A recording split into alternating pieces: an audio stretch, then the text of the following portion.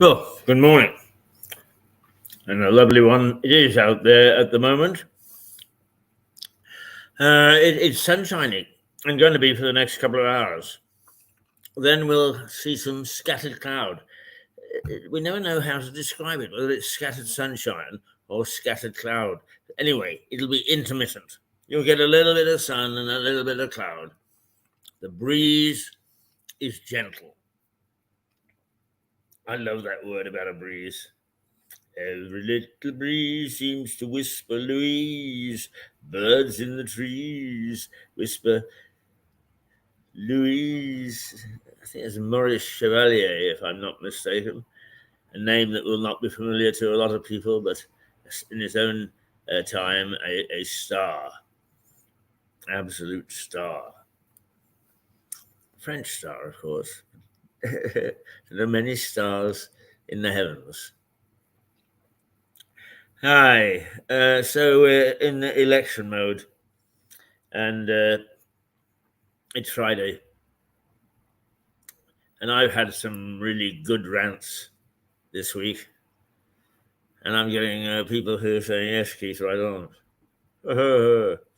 Well, there you are. The politicians will never listen, but there you are. I'm exhausted. It's been a tough week. But then when haven't I sat on a Friday and said to you all, it's been a tough week. Been a tough week for all of us. My Parkinson's played up a little bit this week, I'm afraid. And, I was just thinking this morning on the way in, it doesn't stop me from my enthusiasm for television and it's the role it can play in our community and society, and the role that Mirador tries to make it play, despite the fact that we go against every known convention that is applied to television. But it is important, and it does take a lot out of you, and it is something that needs watching all the time, because we have a huge responsibility, whether we're large or whether we're small. A large community, a large responsibility to our community. And believe me, the people involved with Mirador feel that responsibility very keenly indeed. And I think that's why we probably do a decent product. Anyway, it is time for us to take a look at the news headlines, the front pages, which we're going to in a minute. Yes, we are going to in a minute. But first, let's give you the official weather. It's 16 degrees centigrade today, sunny, and a moderate breeze. Oh, not a gentle breeze. I'm sorry, Morris, you have to go back in your box. It is not every little breeze seems to whisper Louise. It's a moderate breeze. Okay, it's going to start, right now it's 12 degrees. It's going to rise to 16 by 1 o'clock. 1 o'clock today is, that's going to be the hot point. At 2 o'clock, it will be steady off at 16 and stay that way until 4 o'clock. when it'll start to lose heat again. And we'd go down, but not too badly, actually. At 7 o'clock tonight, it'll still be 15 degrees. So that's reasonably good. Oh, what a good boy I've been. Giving you some good news to start off with. Now we got to find me again. Oh, there we go. Yes. This piece of software we use, StreamYard, is absolutely brilliant. But it is self-op. So we have to foodle around to find bits here and bits there. Oh, yes, I am holding back just for a moment because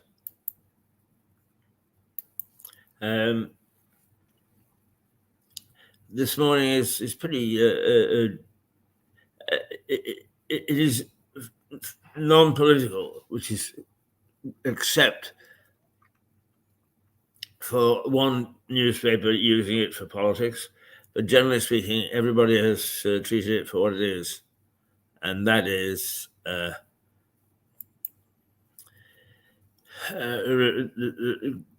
as one paper put it, can you imagine the courage it took to run into that mayhem, knowing you're probably going to end your life virtually committing suicide?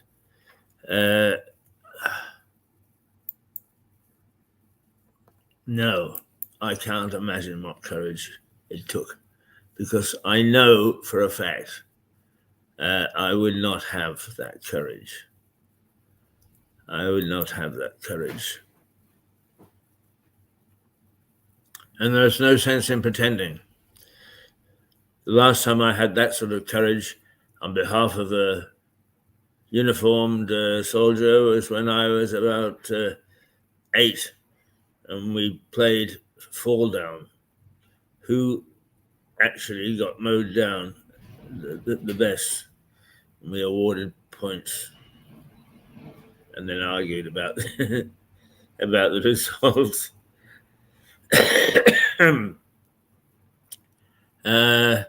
All right, let's get on with the papers because the praise is emanating out of the.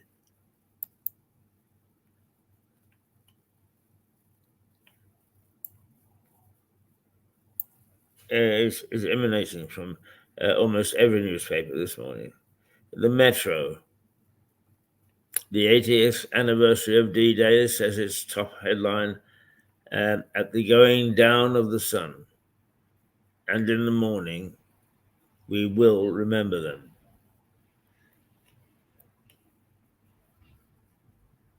Here is Rupert Brooke, one of the wartime poets, whom those words echoed and echoed the sentiment. And they echo the sentiment of everybody who understands what conflict is about. We've got a whole group of people out there who have no concept whatsoever. As a consequence, this sort of thing bores them, but it shouldn't. It shouldn't, because when you fail to put situations into context and react accordingly, that's when so-called captivity, slavery, being beaten down by the big guy against the little guy. That's when we are needed, and that's when. Well, what I was saying is that there's a whole group who won't remember them, but the massive majority of our population, and for that matter, much of the world's, is missing them. The Express. They did not flinch.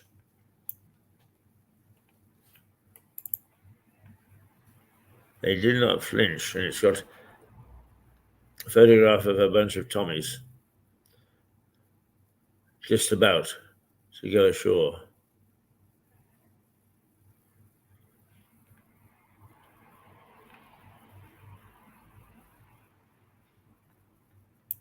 The sun.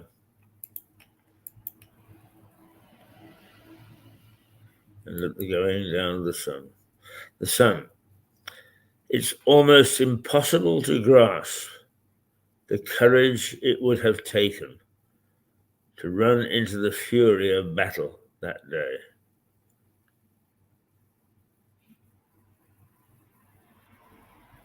And there's a picture of a present Marines, military personnel, wading ashore in Normandy, clutching a poppy wreath. The sun has gone for a quote from Prince William for its coverage of D-Day, including his remarks that it's almost impossible to grasp the courage it was sent.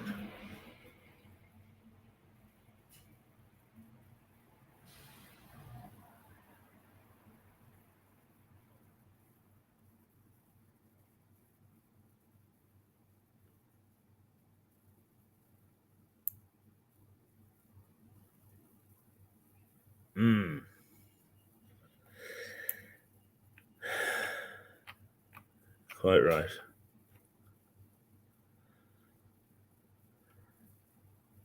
Daily Mail.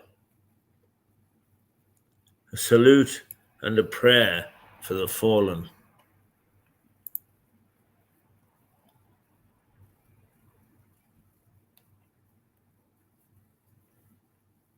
But its headline switches away from D-Day onto a missing reporter. The male health guru, Michael Mosley, is missing in Greece. There's a huge search for the columnist who vanished on a holiday island walk. The Daily Mail leads on the search for the missing TV presenter, Michael Mosley. Its headline describes Mosley, who writes a column for the paper, as its health guru. The paper reports the 67-year-old vanished during a walk on a Greek island. The Daily Telegraph shows another picture of modern-day Marines going ashore in the footsteps of heroes. It says it doesn't have a written headline.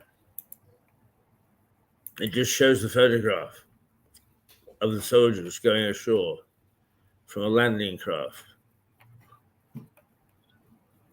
That's pretty dramatic.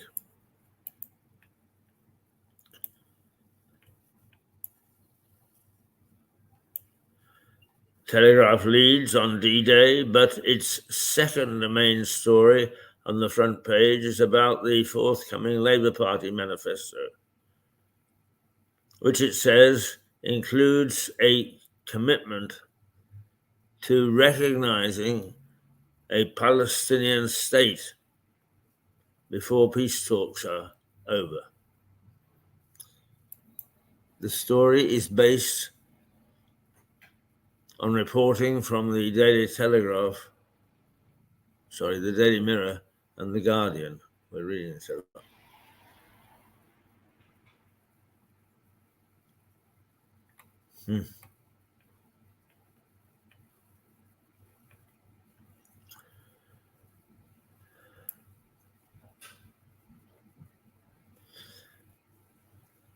The paper does. It leads on the Labour Party's manifesto, which it says includes a commitment to recognizing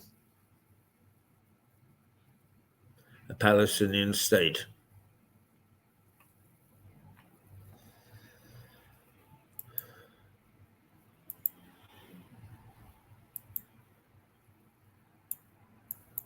Oh, yes, I'm still here. Yes, I'm still here. We've got a couple of headlines to go still.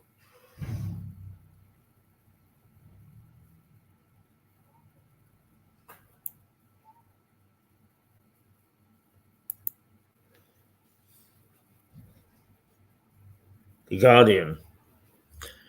Pressure on Tories to return £15 million donations after new Hester claims. Well, this is all very well, with scandal and you shouldn't have taken this money, etc., etc. We'll wait until after. Good morning. Good morning, you right? I'm okay, and you? Yeah, not too bad, thank you. That's good. It's the Deputy Chief of Staff checking in. Yeah. Important duties this morning. Duties? Important duties here. Yeah, got to do all the maintenance and the cleaning. Yeah, and make sure that the beer lines are clear. That's it. Absolutely, that's the important one. Get all cleansed properly. He's a good lad, Michael. He's a good deputy to the chief. We've got a couple of good deputies. Joe is another good one. In fact, let me tell you that really it was a wrench for Ada to leave because it is a very, very good unit here. A very good unit. Everybody works together. Everybody is really nice and helpful. I fall to the floor 3 times a day and they pick me up without comment. and generally speaking, is a very, very well-run pub. Well done, Michael and team. Back to the headlines.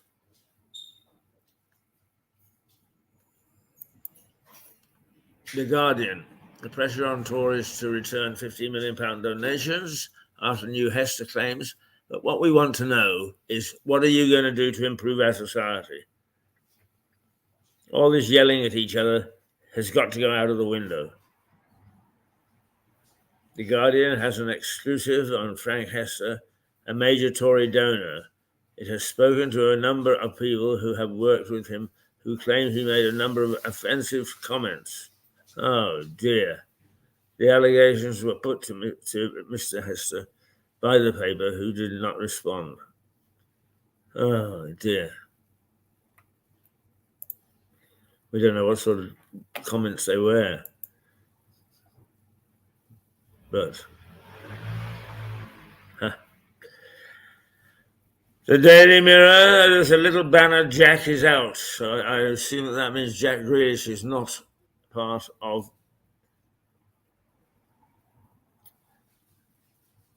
the England plans.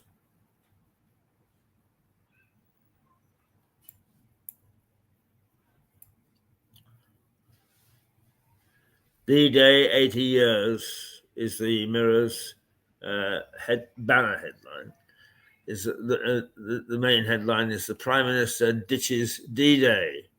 Oh yes, this is it. The Mirror can't resist having a go and politicising the D-Day ceremonies. It just can't resist it.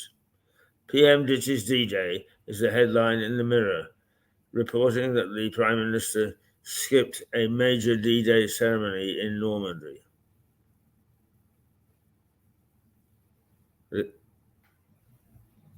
Recorded an interview back home. Sorry, I've got to reread that because I read it very badly. The Prime Minister ditches D-Day is the headline in the Mirror, reporting that the Prime Minister skipped a major D-Day ceremony in Normandy, then recorded an ITV interview back home. Ah, right, yeah, okay. Ho hum. Ho hum, ho hum. The Times.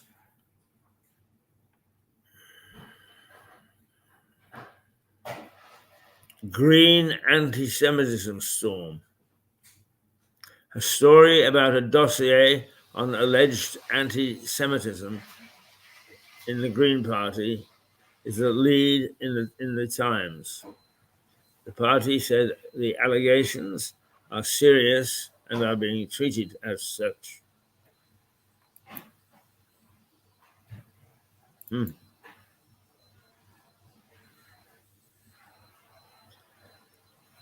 Lib Dems become the first party to back manifesto to save Britain's rivers, says the Eye.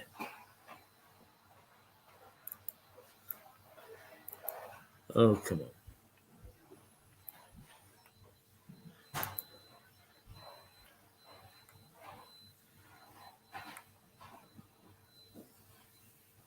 Hang on, let's get this straight. The Eye is a banner headline. Lib Dems become the first party to back manifesto to save Britain's rivers. But its main headline is Reform surges again as new polls show Farage effect. And with a different general election story, the Eye reports on a surge in polling numbers for the Reform Party ahead of leader Nigel Farage's appearance in a television debate. That debate takes place tomorrow evening. The Financial Times. European Central Bank cuts rates for the first time in 5 years after inflation eases.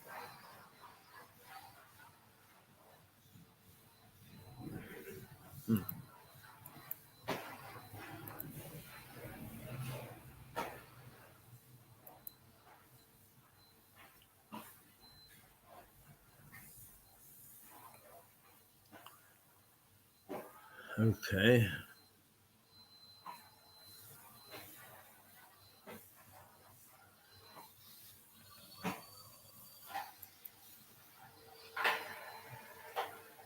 I lost my way a bit with the Financial Times there. The European Central Bank has cut interest rates for the first time in 5 years. The FT reports, calling it a milestone in the fight against inflation. The paper also has an interesting story about the London Stock Exchange wanting to arrange to erect a screen outside its square mile headquarters to showcase the market success story and combat pessimism over its future. They want to put up one of those big flashing things, probably to give the ticker. But they are set right in the heart of historic London. I can't see them getting permission to do that. But one never knows. Truth is stranger than fiction sometimes. The Daily Star. A random bloke hits nail on the head over election. We agree with Nigel, it says. A pensioner becomes a legend after telling TV reporters that all parties are full of the @IS. That's a new one, but I know what they mean, and so will you. Oh dear, oh dear, oh dear. And finally, the Daily Star. We normally cover because it's so amusing, and I suppose it is today. Yeah. And finally, the Daily Star has the headline, "We agree with Nigel," praising a pensioner with a rather dismissive opinion of politicians. Well, there we are. There we are. I had hoped that we were going to have Rosie Hayes on today. Rosie is a really first-class reporter. She has been ill. She had an operation. We weren't quite sure when she would be well enough to be back. So we take our chance every Friday and sent her an invitation to join us. She has not done so yet. Rosie is somebody that Mirador can be proud of landing, as it were. She's an ex-ITN reporter, has travelled the world, and was a great favourite of the Cuban president, Fidel Castro. So that takes us to 26 minutes past. Goodness gracious me, that's remarkable. Let's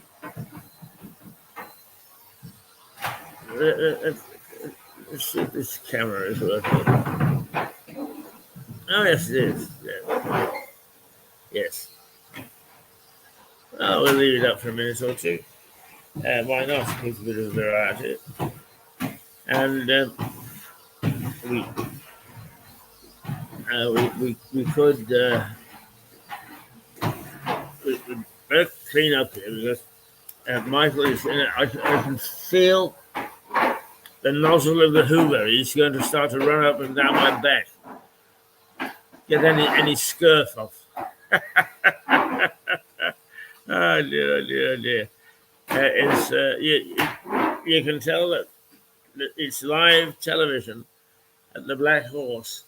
Exactly what we planned, but it is live. It's all going on, and we are the center of it. That's the point. We are the center of life.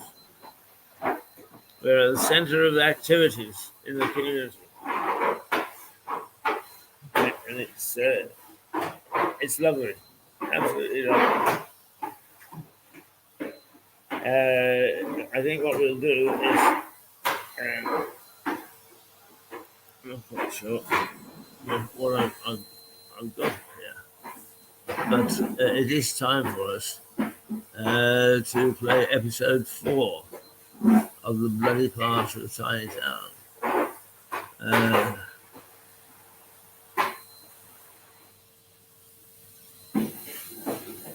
Bloody part, episode 4. Here we go.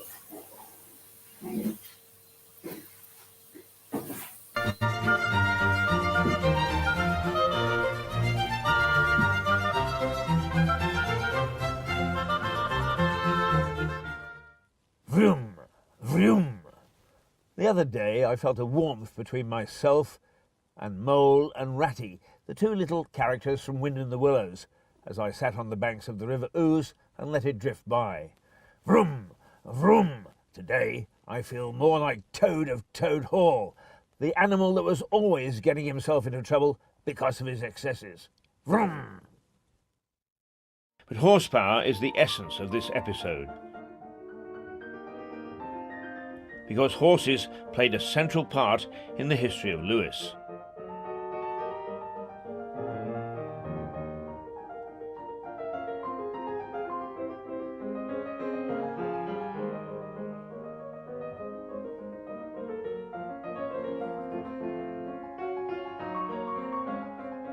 And as might be expected, were often at the centre of violence, adding to the history of a bloody town. Horses, of course, were nothing unique to Britain. Cavalry had been a major part of warfare, and peaceful farming from time to time immemorial. But for Lewis in early times, they were an important part of its economy.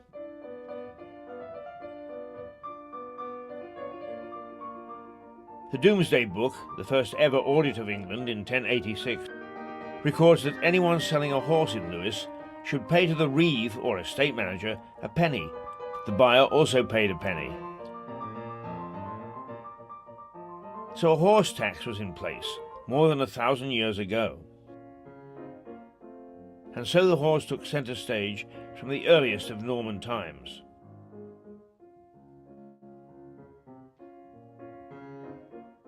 I've shown you the tilting grounds where knights on horseback tried to unseat each other.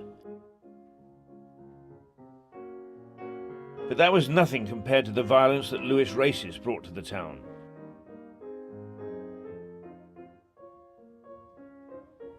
But I get ahead of myself. Lewis was one of the most famous racecourses in history until 1965. The fourth oldest in the country, racing began in 1727, although some argue there is evidence it was 26 years before that. Good afternoon, ladies and gentlemen, and welcome to Lewes. It's the final race meeting here at Lewes, Monday, September the 14th, 1964. The ground is firm and the wind is straight across the course. The runners for the first race, the Cookmere Apprentices Handicap, are on their way to the start. Saucy Lad representing Tom Masson in the purple with the gold star. Number 11 is Nimberg. And away they go. They're off and racing, and Buzz made a bright start there and leads in the early stages. And now a little bit of a rise as they race past the mile marker and head towards the right-hand turn, which will bring them into the home straight. Closing stages with less than 100 yards left to travel. It's Buzz pulling clear, and Buzz goes on to win by about 3 lengths to Misty River in second, Saucy Lad back in third, Great Lady, Nimberg Wave, Methane, the Wolf, and St. Kieran. In that year, after almost 300 years of horse racing, it closed down for good, mainly because it had no electricity, no running water, in fact, no facilities at all. Yet in the late 18th century, it attracted royalty, the big gamblers of the day, and it produced some champion racehorses over the years that brought great races and great feats to an otherwise pretty but blustery track atop the Downs.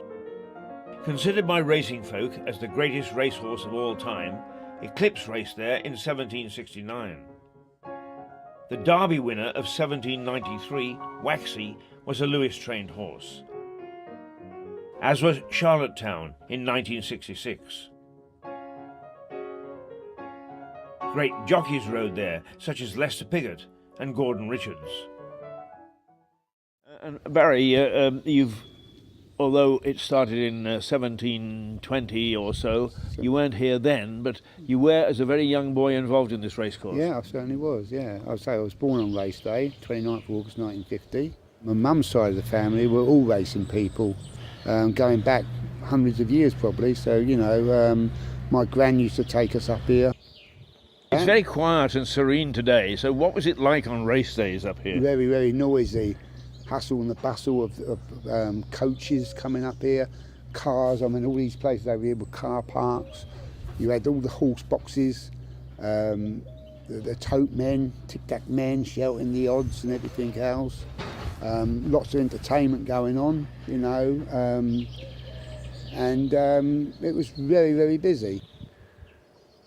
A 4-mile race, which started right down the bottom of the hill there. The horses used to run right down there as far as you can see, and come back down here to the winning post. Right. They used to have 2 winning posts. They used to have a 5 furlong winning post and a 6 furlong winning post. But what they did, they made the 6 furlong winning post another furlong away from the stands, because they both wanted to start them on the straight. Otherwise it was unfair, so they had a straight run. Right. In 1914, I think it was 14, they shut that down because they found it was too dangerous. And not only that, for the horses to get up that hill. They used to start them from here, they run them down there, round the loop and back again. And that made 4 miles, but it had to be like the best out of 3 or something. Right. So some of them horses run 12 miles just to win a race. They had 10 minutes break, they got back after about 9 or 10 minutes, they'd have a bucket of water, drink and wash down, and back they used to go again. After a while, it just phased out a little bit. It used to be a 3-day meeting in August, and then it got to that it was just going to be a day a year. And it got to the stage where it was just one race, and all the horses in that race were trained in Lewes. And the guy that wrote about it, you know, he said this is probably going to be the last day. There are many in Lewes who are still resentful that the course was closed. It brought a good deal of cash to the town. Lewes had many racing stables, and a thriving racing community numbered as many as 60 establishments. But perversely, it was responsible for cleaning up the sport, despite suffering a bout of violence. The early part of the 20th century saw the rise of vicious gangs around the country. These gangs often fought each other. But to keep cash in their pockets, they targeted racecourses. They would secretly ease their way into courses and then meet up to viciously attack and rob bookies. Racegoers, and even jockeys. They were feared at race meetings throughout Britain. And so it was on a June afternoon in 1936. London villain James Spinks and his gang turned up at Lewes for an attack on bookies. They gathered, some 30 strong, on the edge of the racecourse, ready to pounce. And pounce they did. They attacked and savagely beat a bookie and managed to rob him. But not known to them, 2 CID officers had been posted in the grounds. The 2 detectives alerted their fellow coppers and raced towards the gang. According to some reports, a rival gang got into the act and all hell broke loose. It must have been some sight. Villains scattering in all directions. Keystone cops were in full chase, and the excited racegoers panicked and dived for cover. But it was the police on this day at Lewes Racecourse who passed the winning post.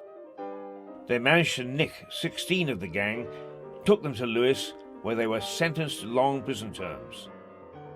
That put an end to the decades-old practice of course hijacking by these fearless and vicious gangs. A real feather in the cap of the Lewes coppers. Nabbed. Pulling you aside, locals will whisper in your ear that Graham Greene's Brighton Rock was really about Lewes Racecourse. They say the gang fight in his novel was based on the events of Lewes in 1936. To think that Pinky strode this course, what a ghost to have here now.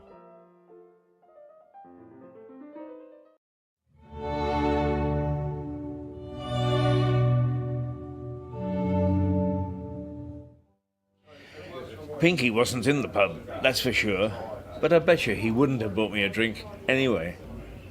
Talking of betting, the Prince Regent helped pack the crowds into Lewes Racecourse. The high and the mighty liked rubbing shoulders with him, and the humble and lowly liked rubbernecking. Accurate figures weren't kept in those early days, but estimates vary that crowds reached between 10 and 20,000 spectators. That was on special race days. The course also provided national champions, and one horse is buried here along with his rider, galloping the old Lewes Racecourse in perpetuity.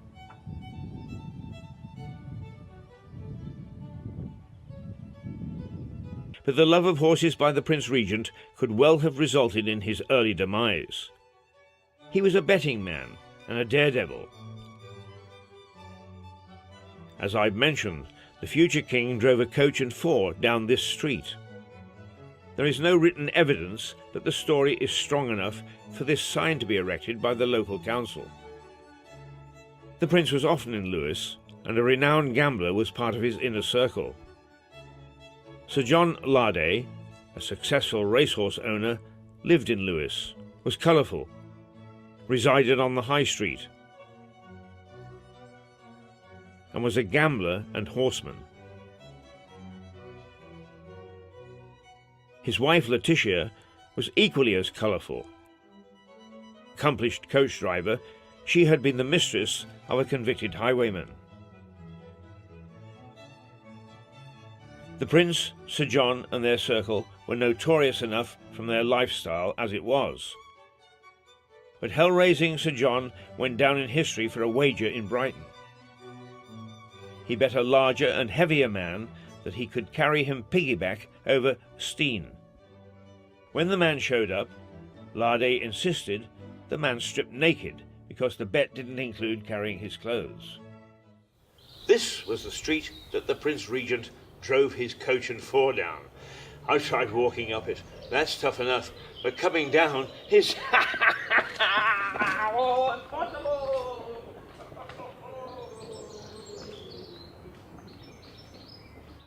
So speculation has it that it was Larde, or perhaps even his fascinating wife, who urged the prince to make the bet. History records that he won the bet, not on any betting slip, but because the prince went on to become King George IV. In an earlier episode, we took a look at the castle tilting ground. Tilting, or trying to knock an opponent off a horse, was originally military training. But later it became sport. Knights won large purses in tournaments and won accolades from ladies for their prowess. Ordinary folk couldn't compete. They were forced to be spectators, but they had their own violent sport in the form of folk football. This precursor to our modern game raged across the countryside, with whole villages chasing a pig's bladder. It was so violent that kings from the 13th to the 17th century tried to ban it. But I digress. Tilting, of course, involved horses.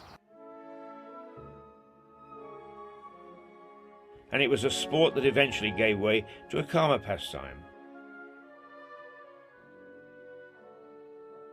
The Lewes tilting ground became a bowling green in 1640. Not a horse in sight.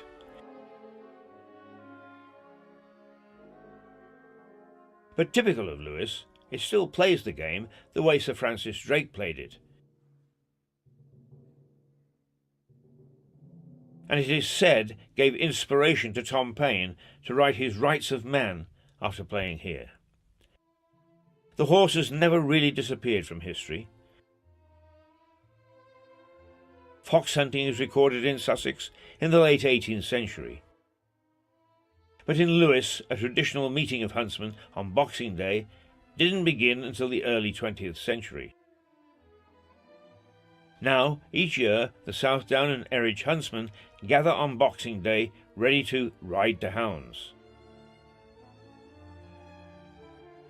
As you might expect, this occasion has contributed to violence on Lewes High Street.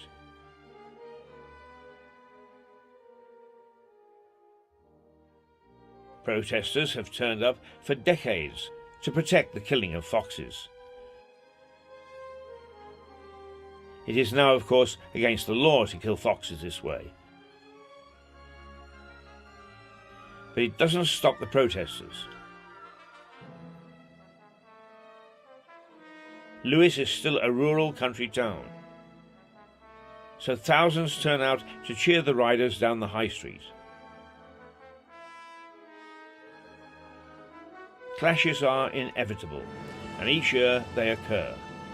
No deaths, but the odd bloody nose, as being in a bloody tiny town.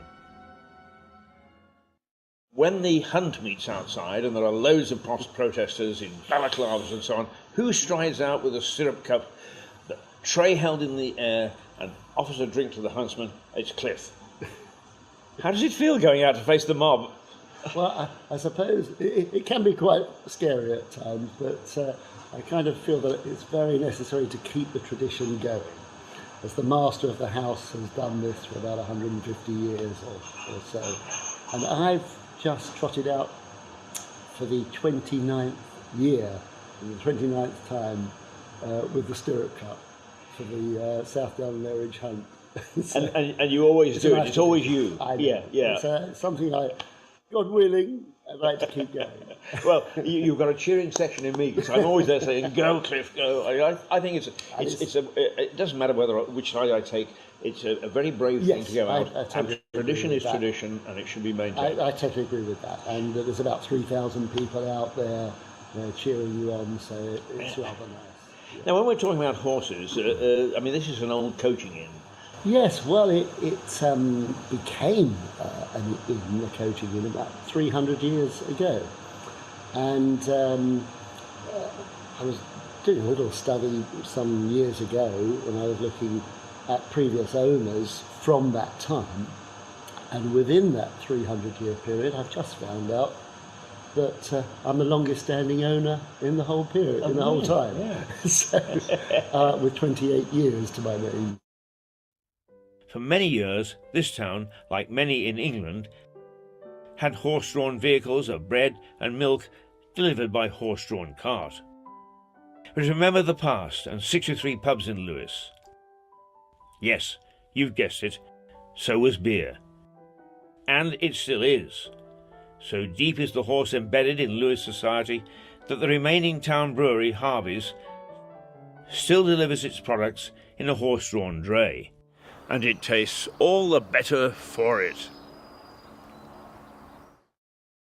Well, every other Tuesday you deliver in a very traditional way, do you not? We do. We have our horse and dray wandering around the streets of Lewis. Lewis not very kind to horses, very steep hill, but they manage very well. And it's a marvellous attraction. I mean, it's a good tourist attraction, and I think the town have taken the horses to their hearts. Well, I think that's very true. Yeah, I mean, they're magnificent creatures.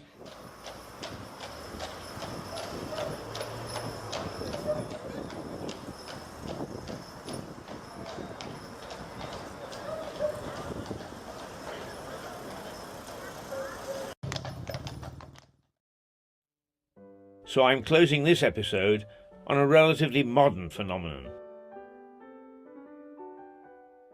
Horse whispering. This technique, made famous in a Hollywood movie, is often seen as a modern technique. But horse whispering has been around for centuries. They just didn't boast about it.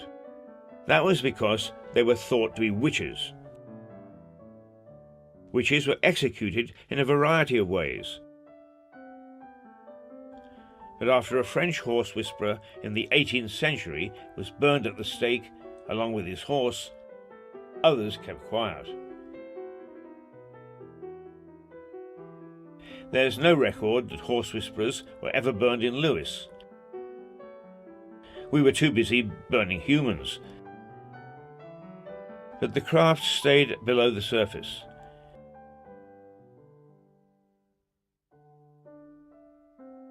Because Lewis was known for being a town of witchcraft. That's a story for another day. But whispering is alive and well in Lewis.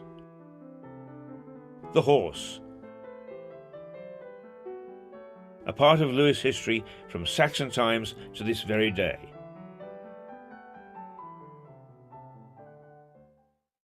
We've talked horses today.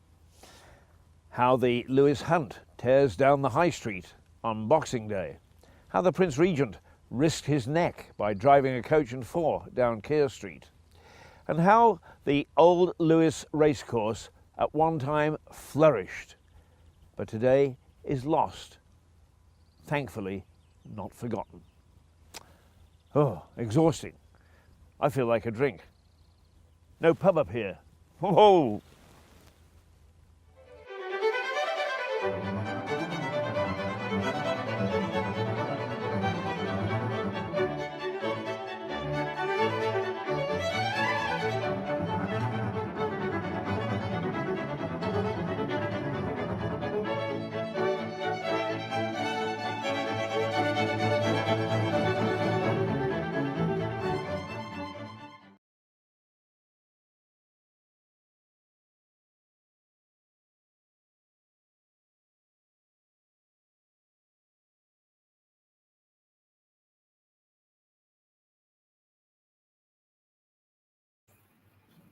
Yes, there we are.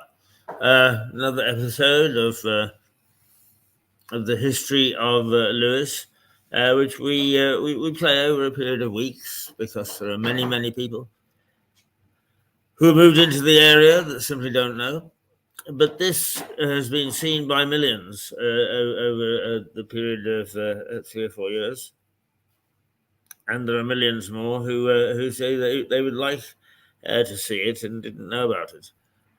You can still find it on the web, but Mirador is its home, and it is we play it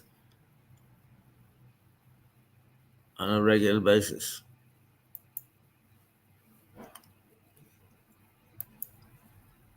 Okay, so we'll eventually get the Jamboree going. But let's send our congratulations to Mark Maybe, who's a regular contributor and very involved with Mirador. And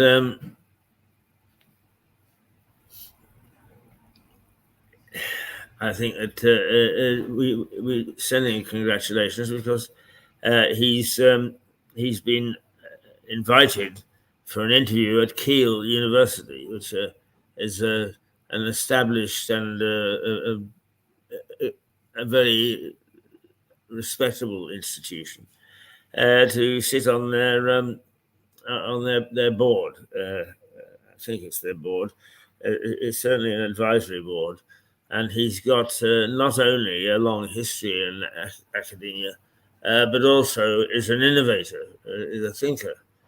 And one of the projects that he's involved with is the introduction of a University of Innovation, which will set the way that universities look at things on their head. And that is likely to open sometime towards the end of this year. And I think it's really waiting for a government approval. A very astute man, Mark, a very affable person, but by the same token, a driver, and gets things done. They'll be very lucky to have him on the board at Keele if they opt to take him. Because academic institutions are very funny organizations, you know. They really are. They work in a little world of their own, oblivious to what's going on outside, which is a great pity because it means that a lot of people go to university who could benefit from it, flourish with it, and don't. There we go. There we go. So it is now. Let's see.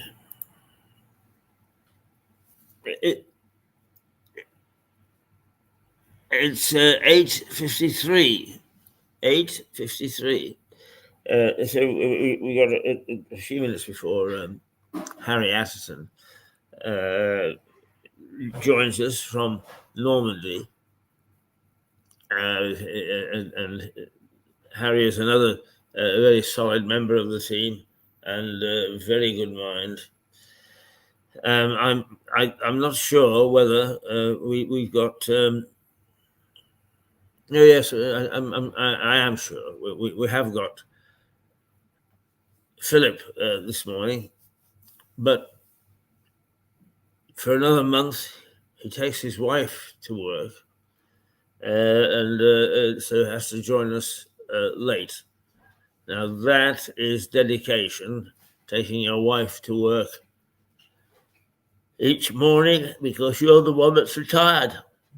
But we won't let him retire. We keep him working on Mirador and helping to develop it. And he's got a very, very bad knee.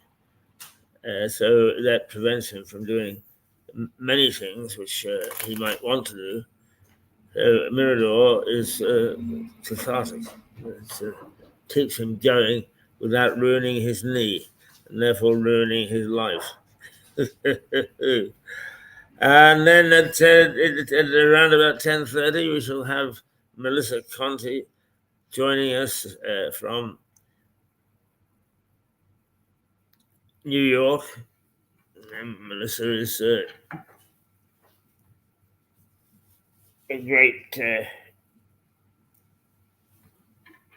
great supporter.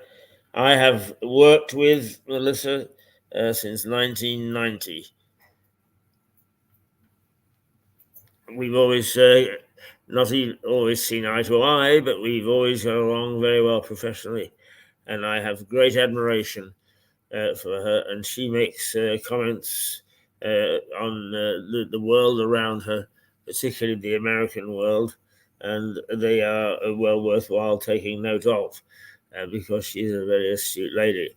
And we call this our Friday Jamboree because it can get very feisty, it can get very spicy. With a few thoughts thrown into the pot, that not always in accord with general thinking. And I think that Harry will probably want to have some comment on where Nigel Farage stands in the political scheme of things, because whereas there are some people who rubbish Farage is in this country, he is held in great respect in Europe, where he was an MEP, and not only an MEP, but an outspoken MEP, one who did a lot of heavy work on Brexit. And that didn't sit well with everybody in this country. And yet, in many ways, because we had a soft government, a lot of the benefits that we might have accrued haven't been applied. And we hope that we will get a different administration. I suppose if we get Starmer, it will be 5 years before we see the benefits. But if we get the influence of Farage, then we could see some changes. We could see the application of some of the things which the British people voted for, because in their wisdom, of course, is politicians quite often try to thwart. Well, this lot, and I'm not talking about Tories or all politicians. I have very little regard for them. All politicians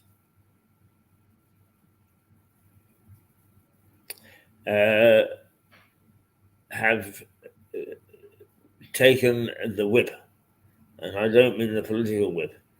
I mean they have been whipped by the electorate this time. And I think that this might be a signal lesson, although I'm not sure that politicians ever learn any lessons, because their favorite phrase is, lessons must be learned. And then they promptly go off and work very hard at trying to make us all forget about the things that they've actually cooked up. There we are, that's the way things are in the minds of the political class. We're not going to change it overnight, and all we can do is to make sure that for people at home, out in the community, are busy listening and talking about listening. It is bang on. It's 59. 8:59 it is, and who is here but good morning, Harry. Good morning, Keith. How are you today? I'm just fine. Beautiful sunshiny day in Normandy. A sunshiny day in Lewis too. We share a lot of things, and the weather is one of them. So yes, we're both enjoying a little bout of sunshine. Well, we're not far away from each other geographically. We're just across the channel from you, so it's obviously the same weather pattern, which has been very kind, I think, to the D-Day celebrations. We had lovely weather. Yeah, lovely weather for the occasion. And newspapers have played up the celebrations 2 days running, in fact. How have the French reacted? Well, the French have reacted very well. In fact, the average Frenchman has sympathized very greatly with the British on this because the stupid government and the stupid European Union, who insist that because of Brexit, we're now strange foreign people, the British, and have to be subjected to all sorts of trials and tribulations. They reached the point of absolutely stupidity yesterday or the day before when 274 British paratroopers parachuted into the same landing ground that their fathers or grandfathers had done 80 years ago to liberate the French from German tyranny. And the best thing the French administration could do was demand all their passports. I thought you were going to say that. And the French administration, egged on by these idiots in Brussels, set up a temporary customs post in the middle of a field with a folding table and 3 special officers on hand. And these guys who jumped out of the airplane and risking their lives or whatever, well, not really, they enjoy doing that because they get paid for it and they enjoy it. But they were reflecting what their forefathers had done to liberate France. And the first thing to do, they had to line up and show their passports. Well, I mean, what would the French have done if somebody hadn't got his passport? Surely they could have done that before if they really needed to, for goodness sake. Oh, by the way, the European parachutists obviously didn't have to show their passports because they're European citizens, but neither did the Americans. The American paratroopers didn't have to show their passports, and they're certainly not European citizens. But the British, oh God, let's give the British a boot in the backside. And I mean, it's scandalous. Now, the good news is that the French press is totally on the side of the British on this one. And they've just realized how stupid their own administration is. And there's a very strong movement in France anyway to get out of Europe because it's seen as a corrupt and useless enterprise controlled by the left and by woke people and all sorts of things. And with the strong move to the right throughout European politics, you're going to get a strong movement to win back national sovereignty on the part of most countries. It's already happening very strongly in Holland. They've elected finally a right-wing government. They formed a right-wing government, not elected it, I should say, Geert Wilders. You have it in Spain with Meloni. Obviously, she's a right-wing party. We'll soon have it in France. The likely winners in the next presidential election will be the Rassemblement National, which is the old right-wing party, which has now moved to the center and has become much more politically acceptable. And AfD in Germany is rising up. So we're getting a very strong move to the right in Europe, which is curious because that contrasts with what's happening in Britain, which is theoretically going to move to the left. And when I say theoretically, I believe the upcoming Labour landslide does not indicate it in any way, shape, or form a move to the left in the minds of the British people. I think it's just simply a determination to get rid of the useless Conservatives. Yes, it's a vote against the Conservatives, not for the left. Mm-hmm. I've come to that conclusion, and a lot of other people have too. Yeah, so there shouldn't be too much incompatibility with the left-wing government in Britain and right-wing, strengthening the right-wing movement in Europe. And on top of that, I think that Starmer's ability to latitude to move in any ideological direction is limited because there's no money in the kitty, and I don't think the people would accept that. And I think this reaction that we're seeing with the reform movement shows that there's still a very strong national spirit in Britain.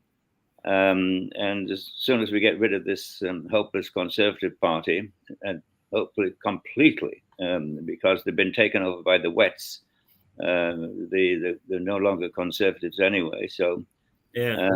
I for many years have been a staunch Conservative, but not for these Wets or types that have imposed such horrendous taxes. I was just reading the other day how taxes on stamp duty have gone from 1% to 5% under the Tories, and in the space of just a few years, and depending on which margin of property you got, and the impact that's had on the value of houses, on the availability of rental property, of landlords bailing out, of rents going up, the negative impact it's had on the housing industry and the Tories. I mean, they really, really do deserve to be obliterated. Yes.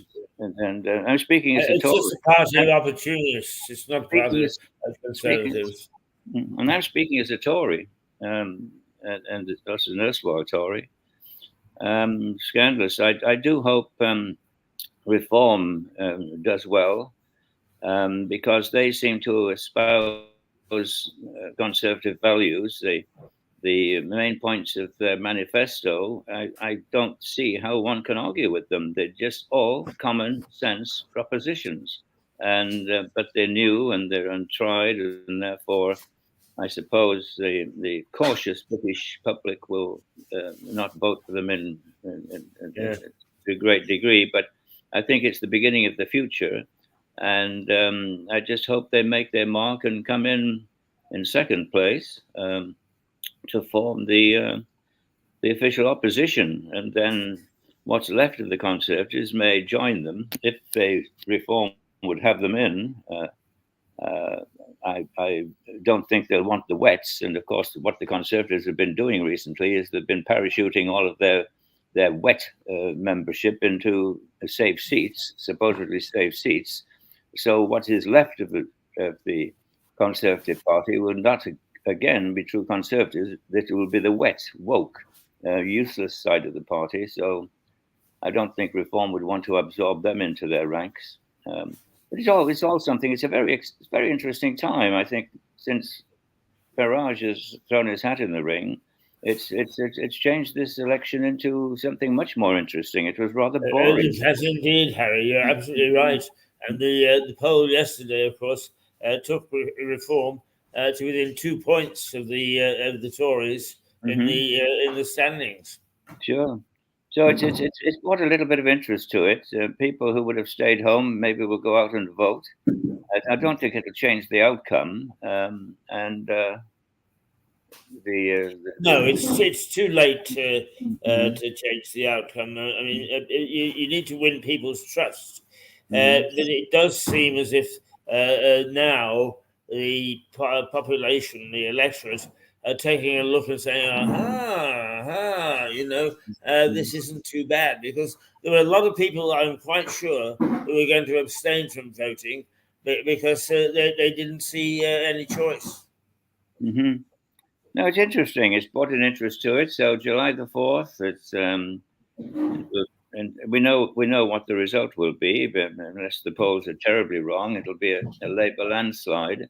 Yes. And we'll then have a chance to see just how doctrinaire the Labour Party will be if the tail wags the dog, if the extreme left of the party resurges and starts to apply all of the ideological policies on the nation. I think we're in a very poor position to accept that. So I think if Starmer's got any nous at all, he's simply going to, try and steady the ship and not introduce too many dangerous new policies. Certainly not. I think it's what's going to happen is that the next 5 years are going to actually shake out and bring in some leaders. We already now got Farage tipping his hat in the ring, and he is going to have a chance to shine. Can Starmer keep the doctrinaire people in the Labour Party in check? If he can't, then I think that we're going to go back to another landslide where Labour will be turfed out, much the same as they were when the Corbynistas were in charge. So it's going to be a strength of leadership, I think. I think you're right, and the question is Starmer a leader? Yeah. He has shown so far that he wavers on any major issue. He backs off. On the Diane Abbott situation, on the question of the big ecology spend, the $28 billion. Thank goodness he turned his back on that.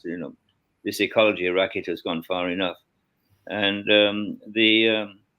so he is a waverer. He doesn't seem to be a strong leader. So yes, he could fall foul of the extreme left wing of the party, the Corbynista group, which is still there very strongly. Yes. Fortunately, it takes longer than 5 years normally for radical changes to really get into operation and take effect.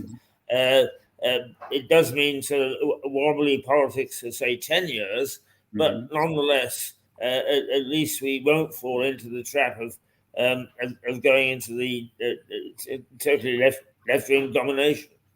Yes, it's true. We'll see what sort of a role Angela Rayner plays in all of this. She seems to be a pretty strong character, and she is very much of a closet Corbynista. She is from that side of the party. I think it's fairly clear. Yes, she's an ideal. Is she strong enough to stage a coup? That's that's going to be the question, I think. I don't have much time for politicians. I think that they're in their own world and really find it very difficult to react to what's going on in the reality of life. But can the mild left hang on to some sort of moderation, in which case I think the Labour Party could do quite well? Or are they going to give way to somebody like Rayner, who, if she's got any sense at all, will see what's happened to the Conservative Party? They've ripped themselves apart. And if Labour rip themselves apart again, then Reform in a prime position to form the government after next.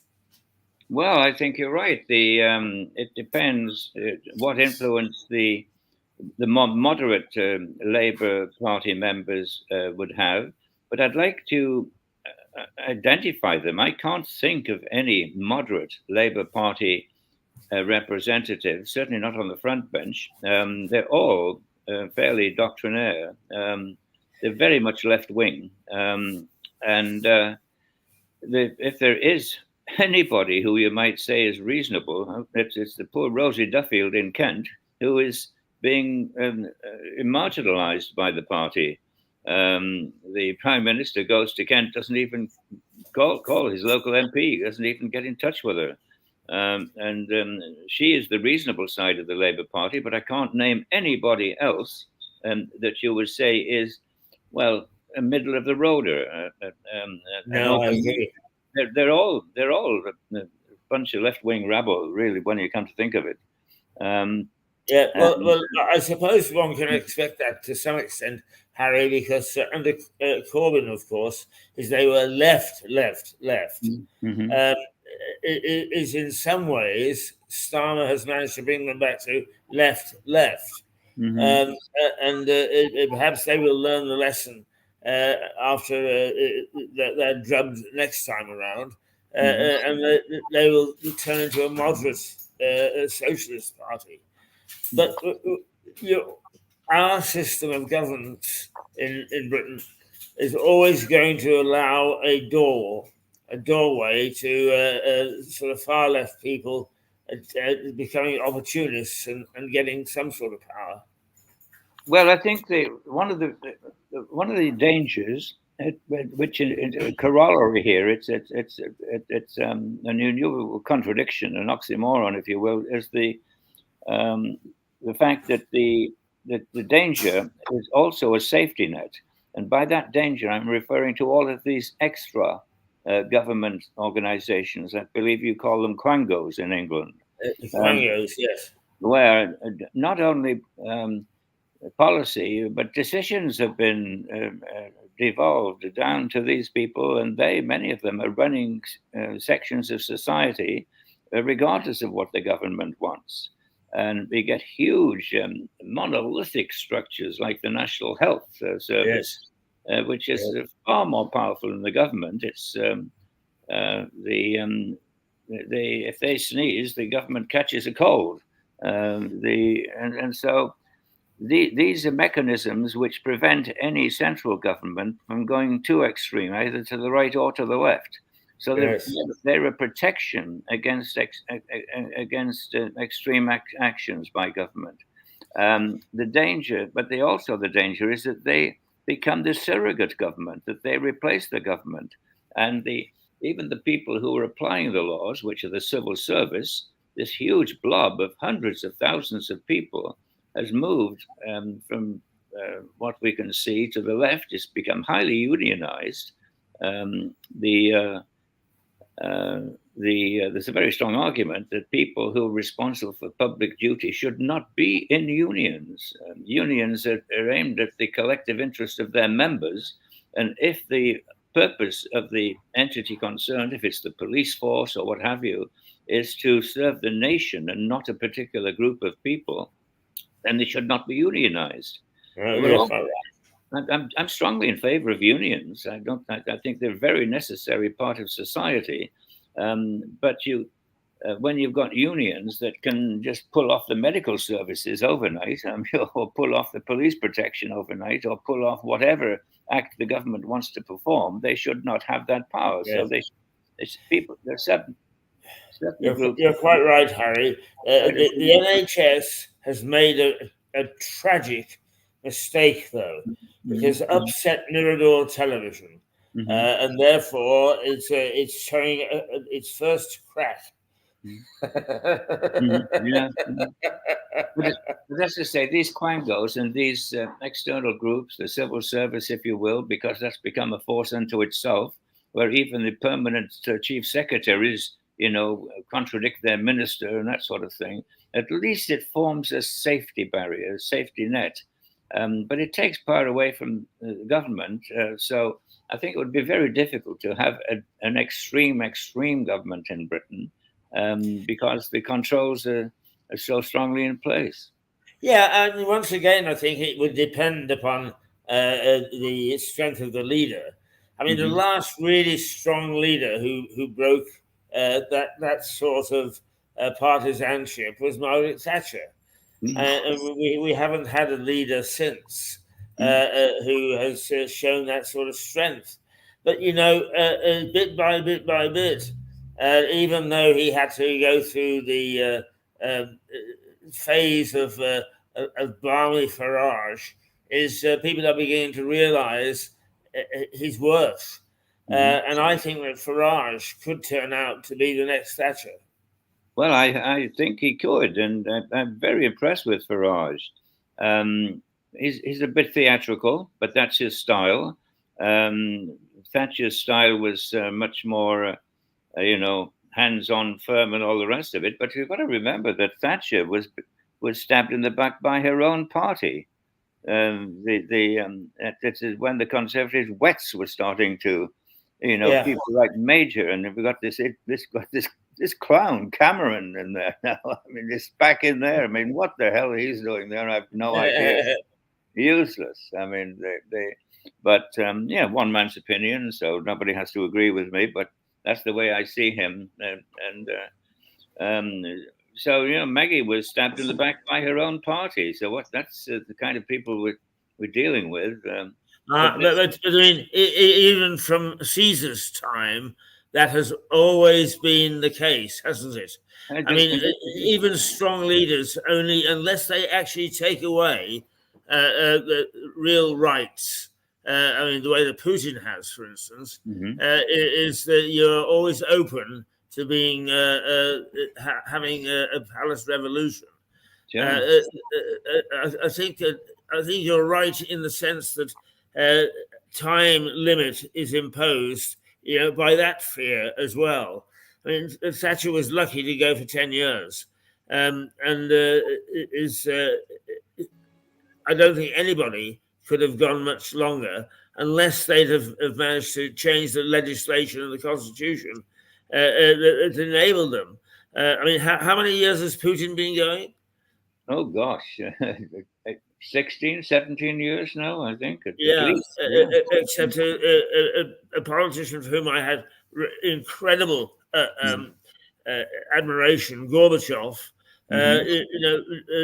managed dramatically to change the political scene in Russia, but Putin has managed to hijack it. Thatcher didn't hijack it. I think she could have, but she didn't. I think Gorbachev in many ways was the Jimmy Carter of Russia. Jimmy Carter, well-intentioned guy, but not necessarily a charismatic leader and not a strong leader, but a guy with his heart in the right place. Not the right person to lead America any more than Gorbachev was the right person to lead Russia. But he allowed the coincidence of the fact that Russia's decline, extreme decline at that point, economic and political decline, was such that he was able to seize the moment and bring some humanity back into Russian governance. Of course, it was only a very brief period of time, because I think nations have ingrained characters, and the Russians, the Slav character is one that likes some form of totalitarian control. It's always been there ever since the dynasties of the great emperors, from Catherine the Great and right through to the Nicholases. It was very much a top-down. I would tend to disagree with you a bit about Gorbachev, because I think you're right in the Russian assessment. As you know, I've spent quite a bit of time in Russia. But if you put your mind back, is when the moderates started that slight revolution, the first reaction was tanks on the banks of the Moscow River pointed at the White House.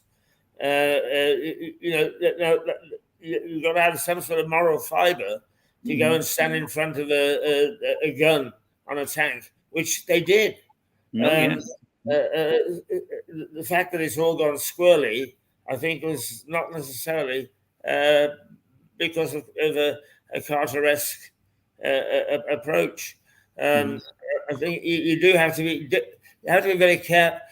In Britain, we have never really had to face since Oliver Cromwell an army saying to government out. It's always been reasonably democratic, even if it's been forceful democracy. But in Russia, of course, that's their history. You're quite right. And to stand up to that is very difficult. Actually, a friend of mine and a student was Sophie Shevardnadze, Edouard's granddaughter, who chatted to me and told me about her memories of getting out of the governor's mansion in Georgia when her grandfather was ousted. And it is not pleasant. It is not pleasant at all, because mobs, they rip you apart first and then say, oh dear, we broke the law second. And I think if I was in charge anywhere, that would be going through my mind. Is this mob will rip me limb from limb? They're not going to say, hey, give up. We're at the door. Well, it's an interesting point, because each nation has its special characteristics, I feel, which is again something that makes a mockery of trying to make a united Europe. You'll never make a Norwegian out of a Portuguese or anything like that. I mean, they're very different, and that's the beauty of it. They are different. And so the individual character of each nation, which is reflected by its component parts, is is a fascinating thing. With the French are a relatively undisciplined lot. I mean, ever since the revolution, they think they can change things by marching in the streets and burning down the local post office. The British are much calmer. They tend to take a more collective view. Once a rise, they get themselves upset or some too many beers in the pub and start a few fights. But no, they're a calm, Yes. fairly calm group, a docile group, the British, I think. And they think in terms of their collective interest, not individual interest, and they Good share. morning, Philip. I think I think they're good people, the British. I feel. I'm not saying that because I'm British, but because I see them from having lived abroad all my life and Yes, you do. Yeah. identifying the character that they reflect. You get the Americans are individualistic as well. The Germans are collective thinkers. You saw how easily they were all grouped into one line of political thought in 1920 in 1923 onwards. The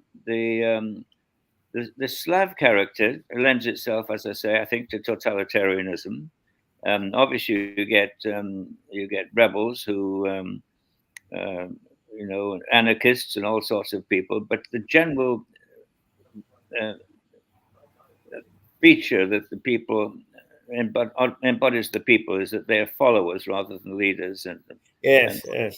Good morning, Philip. If you'll just forgive me for responding to Harry on one more point before we start talking to you. But I was in Romania when they entered the EU. I was working in Romania. I worked there for almost 2 years. And it was interesting that the president took on the government in a constitutional issue, and everybody followed the law and went to referendum. But to change things, you had to have 50% plus one. Mm-hmm. And it was obvious that the president was winning. So the government actually went into a hotel room, called a cabinet meeting, and changed the constitution. Mm-hmm. And it became obvious that the change wasn't going to help them. So they called another cabinet meeting in the hotel room and changed the constitution again. Mm-hmm. Yeah. Well, that's interesting. A constitutional change with equal voting plus one, was it? It's yes, they changed it so that they would win, and they couldn't. Every time the poll went, whatever changes it made is they couldn't actually get past the post on it. It's interesting that because most countries require at least a 2/3 vote to change the constitution or an element of the constitution. Well, it was interesting that most people we were fed the story that the Romanians had changed when they got rid of Ceausescu. They were going for democracy, and of course they weren't. It was just a change of a power group. So the results weren't exactly in keeping with what we've been taught in the West. Mm-hmm. And it's interesting, really, because here in France we've changed the constitution 5 times now since the revolution. The Third Republic, which ran right through until just post-war times, and we had the Fourth Republic, and then de Gaulle, because of the strength of his personality, was able to impose an entirely new, the Fifth Constitution in France. But to get these through each time, you need at least 2/3 majority vote, and I think that applies to most countries. Now, that's if you've got a written constitution. Now, we in Britain do not have a written constitution. We've got each new law is simply put on the spike on top of the previous law. And so I think it was Swift that wanted us to have, Swift wanted a national academy, wasn't it? Yeah. So no, we don't have a written constitution. So I think we approach the challenge somewhat differently in Britain. Philip, Huh. good morning. Yes. Good morning, gents. Philip is with us. Excellent. Well done. I have been for some time, Mr. Atherton, fascinated as ever by your combined knowledges, actually. No, I just listen and learn. It's fascinating stuff. But what I did get, and I nearly put a very rude message on the comments, was the bloody French demanding passports off our paratroops. Oh, you saw that video. The absolute bastards. I know. I mean, I'm glad you saw that. And the good news was that the French public, reflected in their newspaper articles, are just as horrified as we are. And they think that their own administration went a little bit too far with that. And so there's been a lot of sympathetic articles towards the British. But however, it does point out the amazing bureaucracy that is Europe. Absolutely. That's the first thing that occurred to me. Or just sheer bloody mindedness. Absolutely. And tend to throw, and of course, that same bloody mindedness has caused Britain to spend £80 million in Dover this past year, setting up a whole new system of biometric identification. Yes. What other country does that? They don't do that for the Americans. They don't do that for anybody coming into the European Union, but they do it for Britain, and that's imposed an enormous cost in Britain and delays. Can you imagine the delays that's going to cause? Anything from 4 minutes to 4 hours. No pun intended, but it floats their Gallic boat, doesn't it? Mm-hmm. And the fact they didn't ask the Yanks for passports just rubs it in. Mm-hmm. Totally typically French at that level. Sure. Because everything I've read and watched about D-Day, the commemoration, is that the local French people, the youngsters, are all completely involved. I'm not saying every young Frenchman or woman is, but, the story of a middle-aged French lady who might not even have been born by D-Day, but might have been very, very young. She was talking to a veteran, and then she was interviewed about it, and they said, what has this meant to you? And she said, it's freedom. It's our freedom. They brought back our freedom. And then she just burst into tears. And that's how much it meant to her. And she wasn't even of that generation. But it's very interesting. It's very interesting you should say that, Philip, because I've lived and worked in different parts of France. And here in Normandy, it's amazing how open the Normans are to foreigners, and particularly to the British. Yes. And for that very reason, because you see, the war came through here. And it's a very brutal war. We're celebrating the Normandy landings, which, and the longest day, casualty rate, something like 3,000 soldiers died. Yes. Allied soldiers died, and many more wounded. But that is a fraction of what happened afterwards. You then had the 2.5-month Battle of Normandy, where 10,000 people were killed in a single day. Yes, absolutely. And so the war just tore these towns and villages apart. The town where I live now was lucky. It only got 40% of it destroyed. Entire towns got wiped out in the Battle of Normandy. And so this horrendous cataclysmic event marked not just the people who lived through it, but it was passed on to their children and their children's children. And so there's a psychological attitude in Normandy to the effects of the war, and obviously to the benefits of the war, of finding their freedom at great cost. Many civilians paid with their lives during the Normandy campaign. 2.5 months of bitter fighting. The Germans put quite a fight. And so there is that mental posture, there's that attitude towards foreigners, which you don't find in the rest of France. They've remained very insular, and if I may say so, very French. But the Normans are quite international, and so you would get that kind of a reaction from somebody interviewed, obviously, with the current celebrations. A lot of people. Yes, I mean, I always found Normans and Bretons friendly.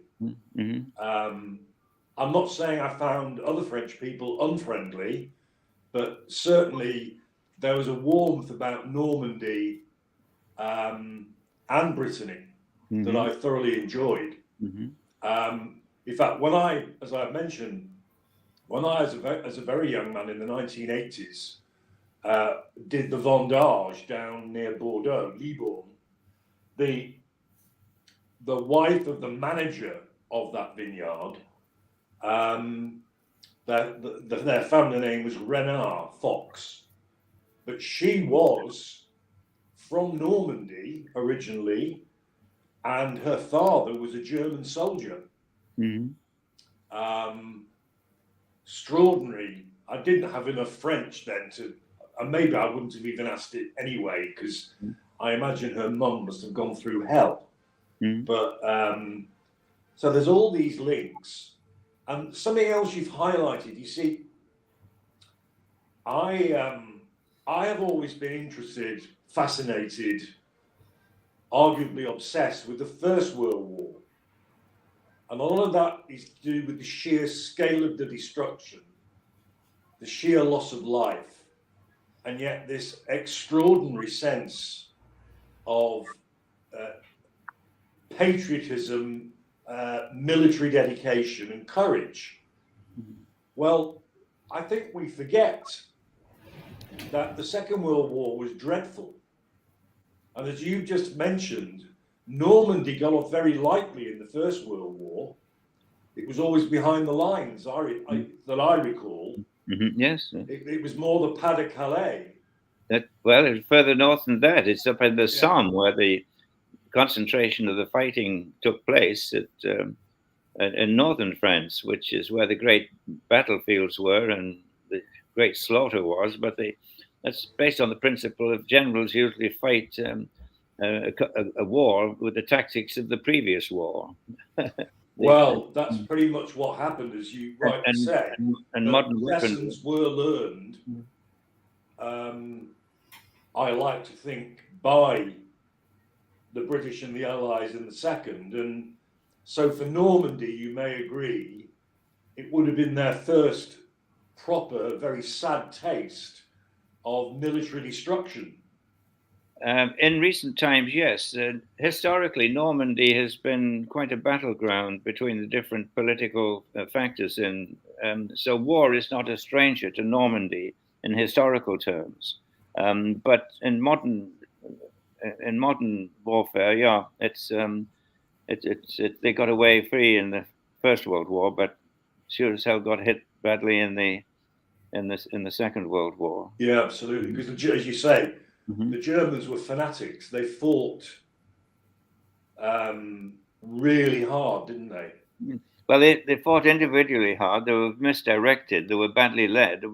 In fact, their generals were hamstrung by Hitler taking more or less direct command. Yeah. But they put up an amazing fight. The Allies were supposed to take, in the battle plan, was supposed to take the town of Caen in 24 hours. It took them 5 weeks, I think, to take it in the end, because yes. So there's very bitter fighting, and there was a stalemate for quite some time until Patton broke through in the Cotentin Peninsula, and they started to push the encirclement movement, which finally trapped what was left of the German 7th Army, and very few of them got away. The 15th Army, which was the other major German military concentration in Normandy, managed to escape across the Seine River and reconstitute itself, which let the war drag on a little bit. Otherwise, the war could have been ended in 1944. But that's another story. It's the famous failure to close the gap between Falaise and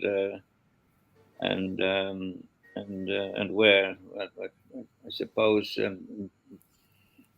Montmartre, the other town now, the famous Falaise Gap, a 30-mile gap through which so many German soldiers escaped. Yes, I have heard of the Falaise Gap. Yeah. Now, your point about the beauty or the beast of different nationalities is, again, very interesting and very accurate. I think you're absolutely right about the Russians and the Slavs in general. And for as long as Russia had been a nation going back to Peter the Great, the Tsars, and then the very strict Bolshevik communist leaders, I mean, who had looked down on the Russian peasantry, they've known no different, have they? That's true. And there's nothing changed today. It's in their mentality. It's in their mentality to want an organized structure. It's almost as if they didn't want democratic freedom.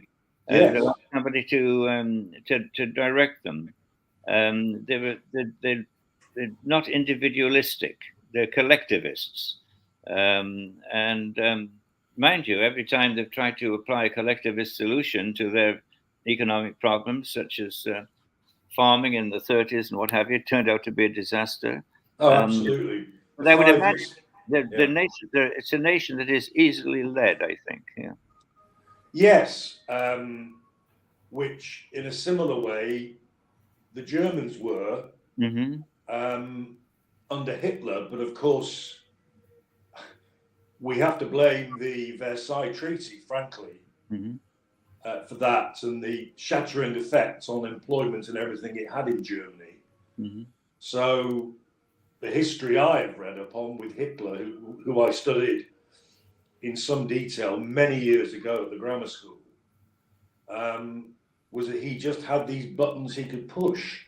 And it ended up with, him appealing, not in the sense of an appeal, but he was attractive in his thinking to embittered ex-soldiers, unemployed people. There was the whiff of communism, and there were these huge fights in the major cities, and so on. But and I think you're right. The Versailles Treaty caused all of the problem. It created the Second World War, in fact. It did.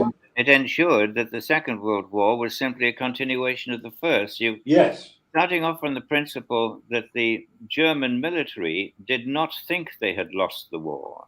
They felt that the rug had been pulled out from under them by the politicians. Yes. So it's an interesting side note of history is those various politicians who supported the surrender were progressively murdered over the next 4 or 5 years. I don't think any of them survived. So you get a nation which is trying to re-find itself. There were lots of people, rabble rousers, as you may call them. Hitler was only one of them at that stage. There were several others. Forming private armies or out in the beer cellars in Munich giving their political speeches. And Hitler was simply the one that came to the top. But what helped them in their agitation was the draconian measures imposed on Germany, supposedly conquered Germany, who didn't feel they'd been conquered. They felt they'd been betrayed by their own internal institutions. These draconian measures applied largely by Clemenceau, who was the French prime minister, who influenced the Versailles negotiations. And some of the components of that agreement were extreme. It would be that a French occupation army would be kept in Germany for I don't know how many years, 3 years, I think it was, paid for entirely by the German taxpayer. Yeah. That 1/3 of the industrial production of the Ruhr, which is their heavy industrial area, would go to France in war reparations. Yeah. I mean, they were humiliated and they were milked. And of course, they put a puppet state in position, which we called the Weimar Republic. Weimar Republic, And yeah.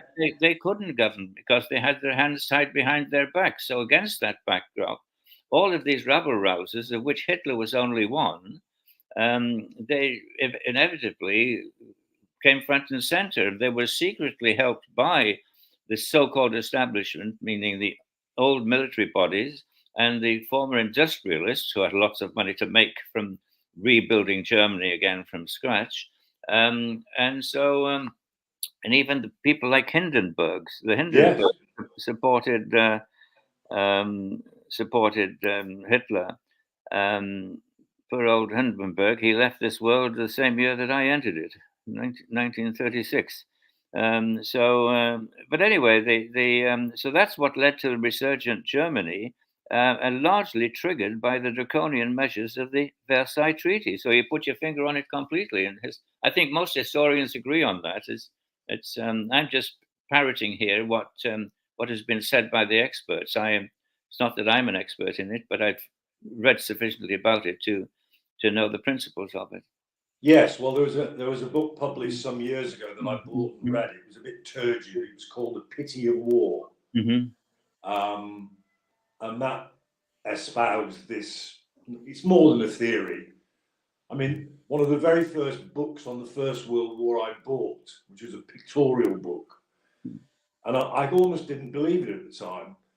On the final page was a cartoon, and in this cartoon, there are the Allied leaders, predominantly Clemenceau, in Versailles. So that was the treaty being knocked together. But behind the door, there was a baby in a nappy. Yeah. And it said, "Child of 1940." Yeah. That cartoon was drawn in 1920. Wow. Yeah. I wish I still had that book because I'd like to show you that cartoon. But I was amazed that even then there was a realization that this was going to bite us all in the bum again. Well, again, you touch on a very interesting point there, Philip, because the cartoons, we have cartoons today. Most newspapers, we've got a cartoon or two in them, and we have cartoon comics and what have you. But the golden age of the cartoon was actually in the 19th century, in the 1800s. Well, and in fact, entire political messages were conveyed with political cartoons. And the anti-lawyer movement as well. There's that famous one of this elongated cow, or a bull. No, it'd be a cow, wouldn't it? And you've got the plaintiff at one end. Yeah. You've got the respondent at the other pulling the tail. But underneath the belly where the others are, you've got the lawyer milking. Yeah, yeah, right. It's a fabulous cartoon. Oh, they have wonderful cartoons, and some of them actually were so, I don't know, they wouldn't even pass the law today. I mean, well, the original Punch. So defamatory that.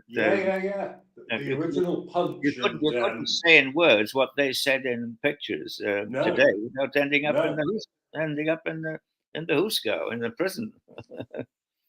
Quite right. But another book I've got, slightly off on a tangent, is Heath Robinson, which we use as a phrase, don't we, to mean something cobbled together or mended very primitively. He drew cartoons during the First World War. Yeah. And it mocked, because I've got a book of them. Hilarious. My wife bought them for me a year or so ago for a present, and they are hilarious because it is Heath Robinson's mind mocking the Germans in all sorts of bizarre ways, but it's all cartoons. Absolutely. It's all cartoons. A major means of communication in those days, and but he eventually became more famous, I think, for the strange contraptions that he conceived of. Well, this book has those Perform contraptions. very pedestrian tasks, but the Yes, complications of it all. a lot of these contraptions feature in this book because he has all these bizarre alien contraptions, but their main purpose is to kill Germans. Yes, right. Yes, yes. Yeah. So there's a rather terminal feel to them, but the contraptions are just mind blowing even now. Well, if you're interested in that, Philip, I strongly recommend that you also look up another cartoonist, a guy called Rube Goldberg. Rube Goldberg, is he an American? An American equivalent. He is the American equivalent of. Oh, right. Of how are we spelling Rube? R-U-B-E, I think. Goldberg. But he's the American equivalent of Heath Robinson, and he conceived of these amazing contraptions too. To make a cup of coffee, as it were, it goes through all sorts of mechanical exercises. So it's worth doing. Worth doing. It's a similar how the two people had similar minds. I'm not sure whether they ever met or influenced each other, but so in American parlance, when we in Britain talk about a Heath Robinson contraption, they talk about a Rube Goldberg contraption. Well, that's very interesting. I shall look that up. Much more complicated than necessary to achieve some very modest goal. Yeah. Well, that's well described. That's exactly what it is. It is the most ludicrous. It reminded me of the Magnificent Men in their flying machines. Actually, exactly. I see Keith's woken up. He's come back to join us again. I haven't gone to sleep. I've been following everything very carefully, but it's the end of a sort of a 55-hour week for me, and yes, I didn't think I was making much of a contribution, so I took a refresher. Well, I thought he'd gone to the little boys' room myself, but you see, Harry can't see what I can see. I can see you even if you're not on screen. Mm-hmm. And I thought initially he'd gone to the little boys' room, Harry, but no, he just nodded off. It's his age, Harry. It's his age. Can't handle it. Yes. He's had 2 days, 2 solid mornings of ranting on TV, this TV, about the GPs, the National Health Service, and whatever, to the extent that when I hooked in yesterday, that before I could join him, I had to send him a message. Calm down, dear. Calm down. So he read the message and he got worse.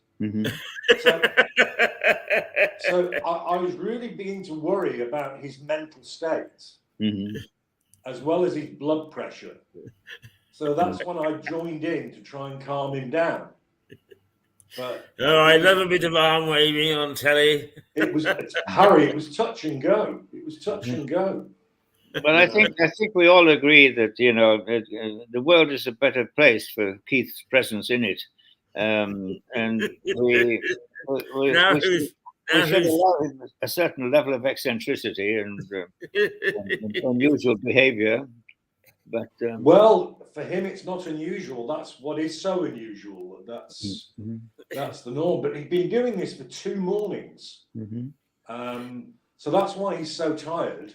But just in a moment of calm, normally Mark maybe joins us at this hour, but Mark sent a little note to say that he's being interviewed at Keele University this morning. I think for a position on the directorate or whatever. Yeah, but he said he could come on at 10 still. Oh, did he? Yes. Because I said, because when we saw him on, doesn't matter, Tuesday. Right. And I said, well, good luck with the interview. Does this mean we won't be seeing you on Friday?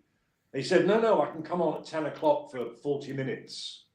Oh, right. Okay. I think he may have sent threw a note to me to say that they brought forward the interview. Well, But okay. I will send him an invitation just in case. Yeah, if that's the latest information, then Tuesday is obsolete. The trouble is, I get so many things in a week that I'm never quite sure what I. What do you want me to invite him? Well, I'm just doing that now. Oh, okay. All this modern technology. Harry, how is your blind widowed friend? Oh, he's doing wonderfully well. He was up at 6 o'clock this morning to take the train to Paris to catch the aeroplane to Oslo, where he's having dinner with an old friend and coming back on Sunday. So, just extraordinary. I mean, amazing how he has refused his impediment to limit his. He lives as normal a life as possible within, despite that awful affliction, not being able to see at all. Now it's a bit of a business trip. He's hoping to. He's had a very distinguished career in the electronic field, and was one of these people when you wonder about these huge occasions like international soccer games or what have you. The Olympic Games. He's the guy that was in charge of all of the electronic side of it. Oh my goodness! It worked. So he had a very successful career, and he is, with his knowledge that he has, is still in many ways directing traffic and arranging many of these great events, big events, and certainly advising the people who are now in charge on hands-on in charge, which he can't do because of loss of sight. But is still fulfilling a very meaningful role, and he a lovely man, and so strong in facing adversity. I wish I would hope that. I don't know how the rest of us would handle that sort of a problem. Well, I find it unimaginable. But who knows how you react when these things happen? Sure. At least I like to think that at least he will have visited these places before when he could see, and will have memories. It's not as if, thankfully, he's been blind since birth. Although maybe I'm wrong. Maybe that makes him miss it all the more. No, he's worked all over the world, and so he's very well traveled, and you know he still dresses every morning. He gets up, showers, and puts a shirt and tie on. And really, never seen him without a tie. I don't know. I don't even know how he fastens the tie, but I've never seen him less than elegantly dressed. Well, he's obviously very well practiced with the tie. Very digitally able is a better word than that, but you know what I mean. And has a good sense of how smart it must look. Sure. I'm trying to remember the name of the Olympics. My recollection is there was always one timing company, something like Zeitling or something like that. But I think I've misremembered that. But you know, the timings of the runners and particularly. And it was always one company. I wonder whether that might have been his, but maybe not.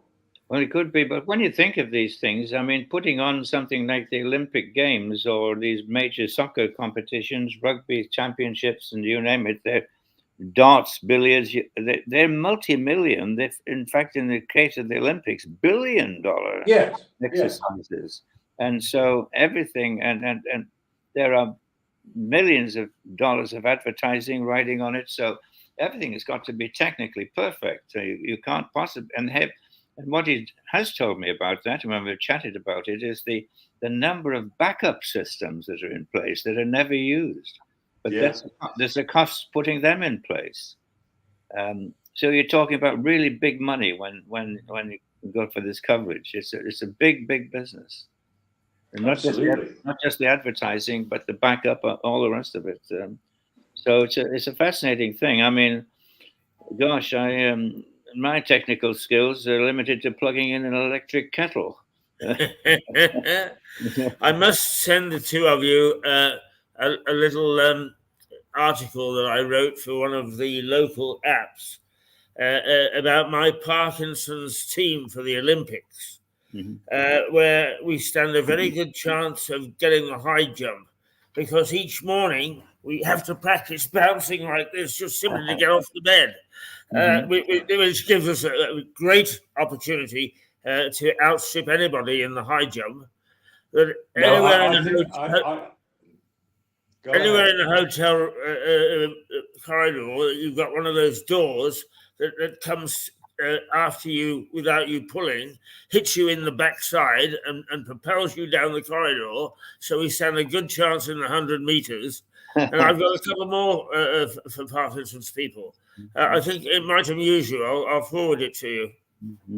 Yeah, well, I think they should invent a number of new competitions for the likes of you, Keith. Triple jump and keel over, maybe. Yes, that'd be a good one. The mobility scooter sprint. Ah, well, now that's one that I would stand a very good chance in, I think. Knock a pedestrian over. I'm champion in that already. Yeah, it could be quite funny. The Movers and Shakers team. Yes, indeed. Which, as we know, is this thing that Paxman has founded. Yes, it is. I hope, because the reports that I'm getting is that Jeremy is pretty bitter about getting Parkinson's. He is. He said it won't kill me, but let me get the words right. He said, I know it won't kill me, but I wish every day that I wasn't here. Which I thought was a rather dark and bitter remark. Yes. I mean, actually, to be quite honest with you, I have fun with it. Now that I'm a widower, I don't have anybody to wake up to and swear at. So I swear at Parkinson's. And I walk out through the front door feeling great. Yeah, well, and your other outlets, as the last 2 mornings have proven, is miracle. Yes. So, well, it looks like Mark isn't joining us.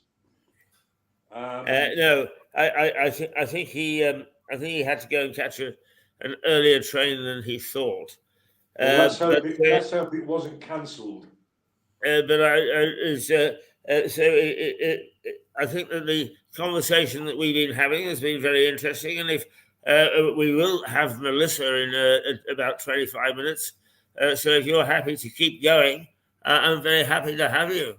Well, I would like to turn back a little bit to what we were talking about at the beginning, since it's the impact that Nigel Farage is going to have on the. Yes, I wanted to ask you about that. It's brought life back into the political process, into the election campaign. It was rather boring before. With these two fairly useless characters vying for position, nice guys as I say, but not fit to run a country. Either of them. And so I'm just wondering what your feeling is as to, let's say, the chances of reform influencing the future. We know that they're going to take away Conservative votes. They will allow for a greater Labour landslide than would have happened if they hadn't existed. But since we're going to be faced with a Labour government, that doesn't change the big picture. So the way I'm reading it is, and the question that I would put to you, does this reflect then the establishment of a new basis, not of right-wing thought, but of just common sense thinking? Do you think that that base will be something that will be built on in a two-party system as we've got in Britain?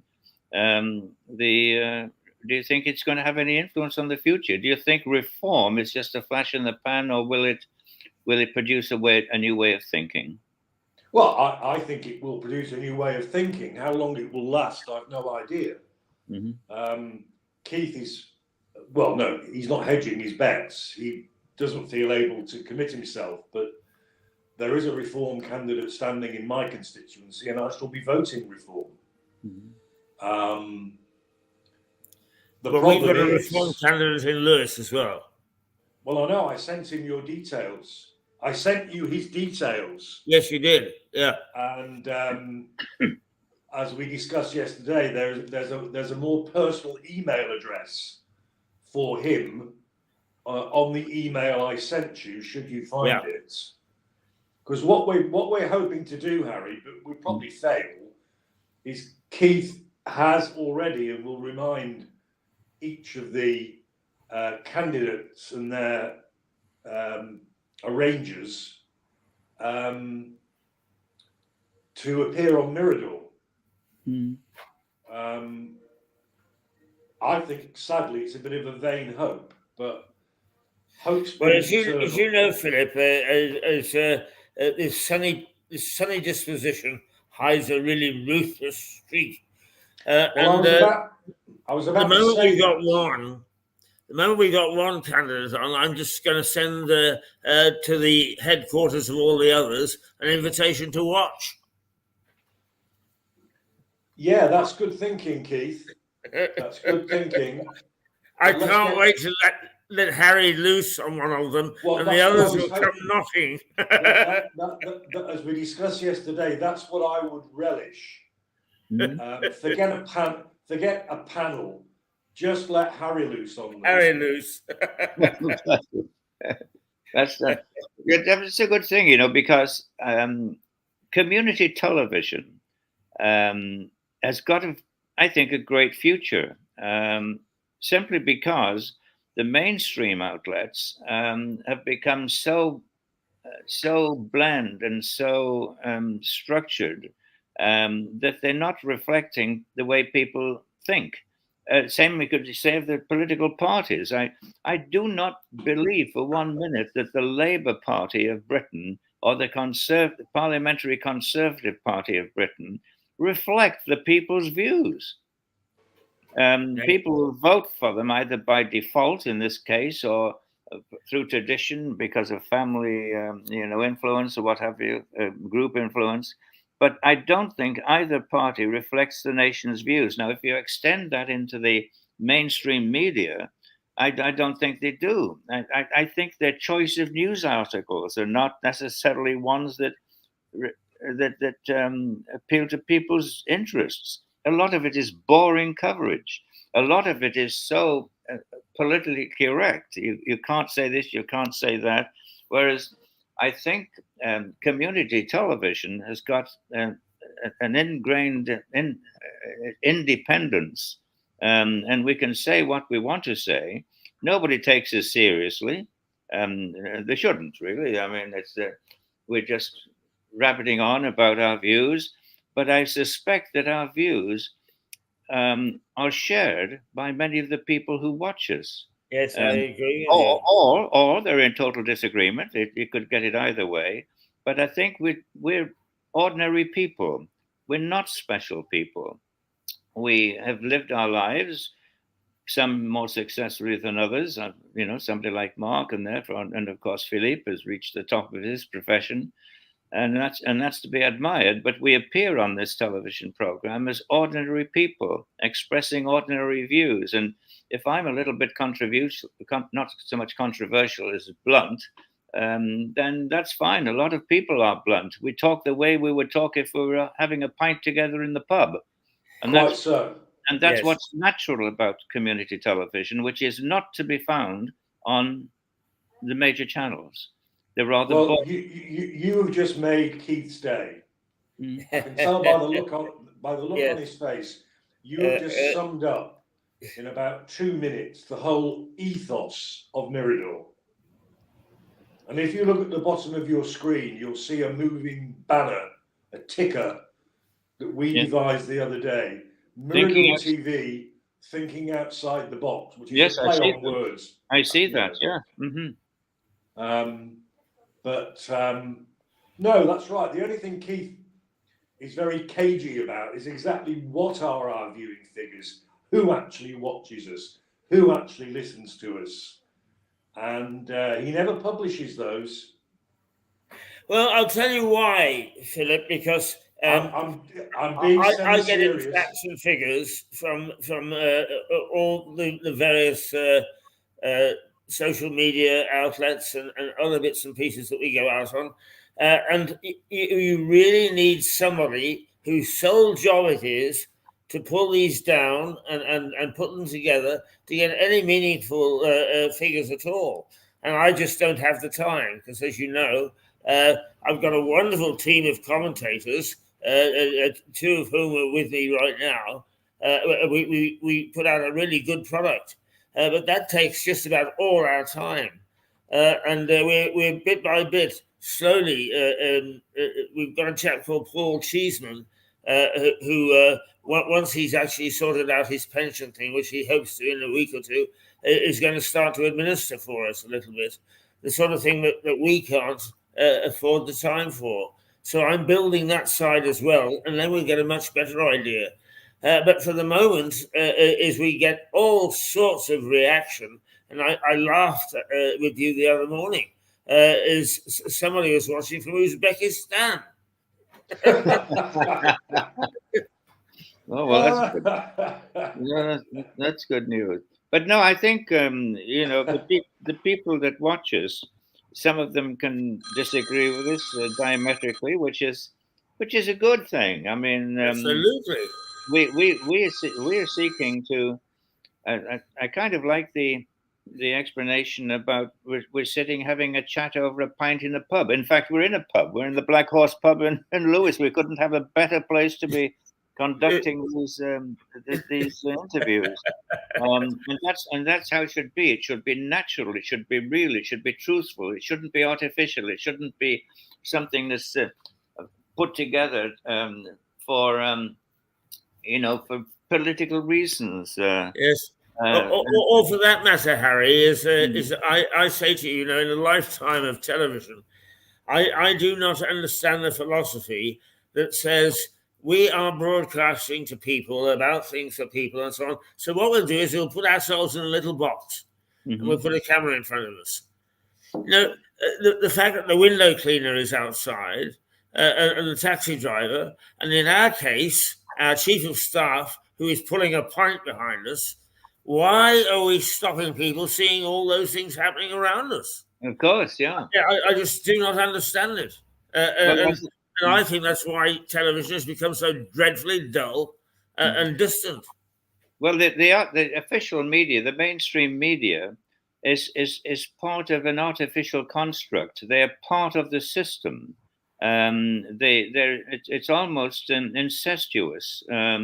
The politicians will do the circuit of the various studios. I mean, what they would be smart if they, it's a question of time, I suppose, and availability, but it would be smart if they could occasionally appear on programs like ours. Yes. Because they'd be talking to real people. We're not professional. Well, you are, Keith. You're a professional, but neither Philip and I are necessarily professional media interviewers.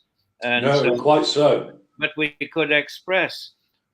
So what we express, where we're coming from, is actually from the hearts and minds of the people. And whereas you get an organization like the BBC, which I think has gone off track a little bit these past few years, and it's become itself polarized. It's become part of the establishment, and they've got a sort of an independence an artificial independence, which comes from having 4 billion quid come in every year from the license fee. Many television stations would love to have that. And so they are part of the system, just like the NHS has become part of the system. It's a structure of society which has left the ordinary person, I don't mean in the unkind sense ordinary person, the average person, has left them aside. We've become almost incidental.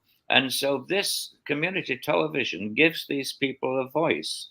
What would be fun maybe was to see if we can't interact sometimes with our viewers. I don't know whether that's technically possible. Whether No, we could have... yes, it is, Harry. Actually, one of the other thing area, and I thought that we cracked it, but these things fall apart at the last minute, is this StreamYard, the software that we use. This is developed by Americans, but it is a brilliant piece of software. It replicates really a full-scale television operation.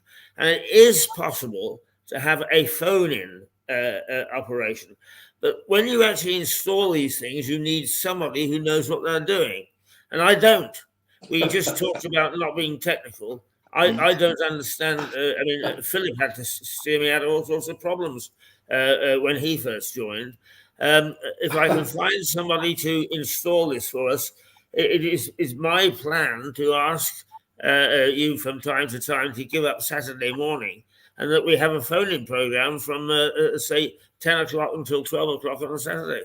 Well, that would be great. And if it could be done by some sort of a video link, that's even better, because you see, somebody may react to what we're saying, and they could be able to come on and say, look, Harry, what you're talking is a load of codswallop. Yes. And that's great. We're getting it, because a conversation can't be one-sided.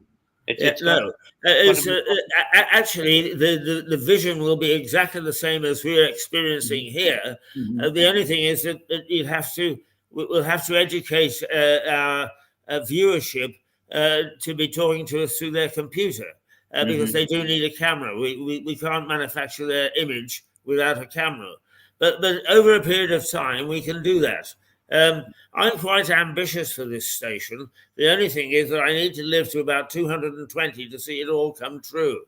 Oh, you'll manage that. You'll both manage that. You two will be at my funeral, I can assure you. And then Harry, you'll see the coffin they carry me off in. Yeah, that's right. Yes. Well, we shall prepare the eulogy forthwith. Please do. I can't wait. Oh, the problem is I won't be there. That's the sadness. I won't be able to listen to it. Well, we have to have the ceremony before then. You know? Yes, a living funeral. A living, yeah. That's a new idea. That could be a new business. We could all get rich on that, couldn't we? Oh, absolutely. Yeah. Absolutely. Yeah. I mean, the difficulty I have, being at least 20 years junior to both of you octogenarians, is there are sometimes I come on and I feel rubbish. And Keith or you say, how are you, Philip? And I think, you can't moan, Philip. You're talking to two fit, crusty, surviving octogenarians. You're a baby. Don't moan. No, but as long as we get older, our ideas don't crystallize into silly old. As long as we don't become silly old men, and to a degree, we're condemned to being that in our declining years. But I think it's important to share. I'd love to know to what extent we reflect the way the common person thinks. I suspect you will be pleasantly surprised. Well, Harry, they say things go in cycles, and I'm finding great comfort from your reflection that Europe is beginning to move back towards the right, because I think that we're moving back into that cycle which would reflect our sort of thinking, because we were at the beginning of the cycle. So we're finding more and more sympathy with our views, because they were once held, widespread, and are slowly coming back into favor, into fashion. Well, we think of I certainly have empathy with Farage. Well, we certainly think of politics as a pendulum which swings left to right. But what I think has happened to modern politics is we've lost the ability for rational thought. If somebody says something with which you disagree, then they're painted as being extreme, on either extreme left or extreme right. Absolutely, yeah. When in fact, and the basic tenet of politics is that you can only really win in the long term if you can conquer the center ground, and the extremes are not to be worried about too much. We nearly got a Corbyn. We nearly got, we've had moments in history where there's been, resurgence of the right, extreme right, to a degree that it did threaten the stability of the nation, the black shirts, Mosley and people like that in history. But generally speaking, if you conquer the center, you win. So the center should be the repository of common sense. If we were to position Nigel Farage at the moment in the political spectrum, I would say that he's a centrist. Some people are going to say he's extreme right. He's right. There's nothing extreme about Farage. But the things that he says, I would defy any. And I respect people who vote socialist. Everybody has a right to vote the way they go. I respect people who vote conservative. But how put before the challenge of saying, what do you find offensive in the 10 major points of Farage's program? I think they'd have a tough time really giving an answer to that. They're also basically logical and should be at the core, at the center of politics. It's just basic common sense what reform is saying. And it isn't even political. It's practical. It's how to govern a nation, how to run how to run any sort of an organization. You need that kind of a structure. So I don't know. I mean, how can one side or the other attack him? He should be outside of politics almost. Actually, Harry, I think that to some extent, somebody like Farage, and let's not say Farage necessarily, is bringing slowly a sense of politics back to the general public. Brexit opened my eyes enormously. I was all for leaving the European Union, but there were people that have been friends for a long time that I consider to be sensible and happy and rational, who actually said, if you're going to talk about Brexit, leave the house. I just did not understand that sort of thinking. But it's the way that thinking had slipped. Instead of going to the pub and getting upset over a pint of beer, is people were getting extreme in themselves. Yeah. Well, what you should have done, Keith, as Norman Stanley Fletcher did when the prison doctor asked him to urinate in a specimen bottle on his admission to Slade Prison. And he said, what you should have said to your people who said, leave the house, you should have just said, what, with these feet? Yeah. I don't know if you remember that part of that sketch, but he arrives at Slade and he's an old lag. He knows the ropes. And there's this lugubrious prison doctor who's just sick of his job. And he goes through these boring questions, one of which would never be allowed today, was, are you a practicing homosexual? Anyway, he goes through this list, and with each one, Ronnie Barker said, what? I've got flat feet. I've got flat feet. Every question, are you a practicing homosexual? Answer, what, with these feet? It's funny. I'm sorry to be flippant, Keith, but No. people shouldn't treat, or you should have said, all right, well, get me back on my scooter and I'll bog off. I think that the important thing is that I say that I have no isms at all. And I see no reason why you can't go from being flippant to being serious, back to being flippant to being serious, or is talk about anything that you want to in the middle of a conversation. I believe, and I think Harry has said it, this is a melting pot. There are all sorts of people with all sorts of views, and it's important if you get your face in front of the screen that you talk about what you want to when you want to.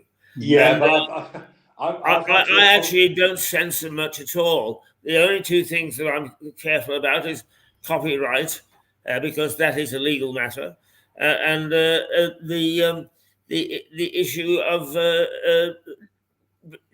being really obscene to somebody. Other than that, anything goes.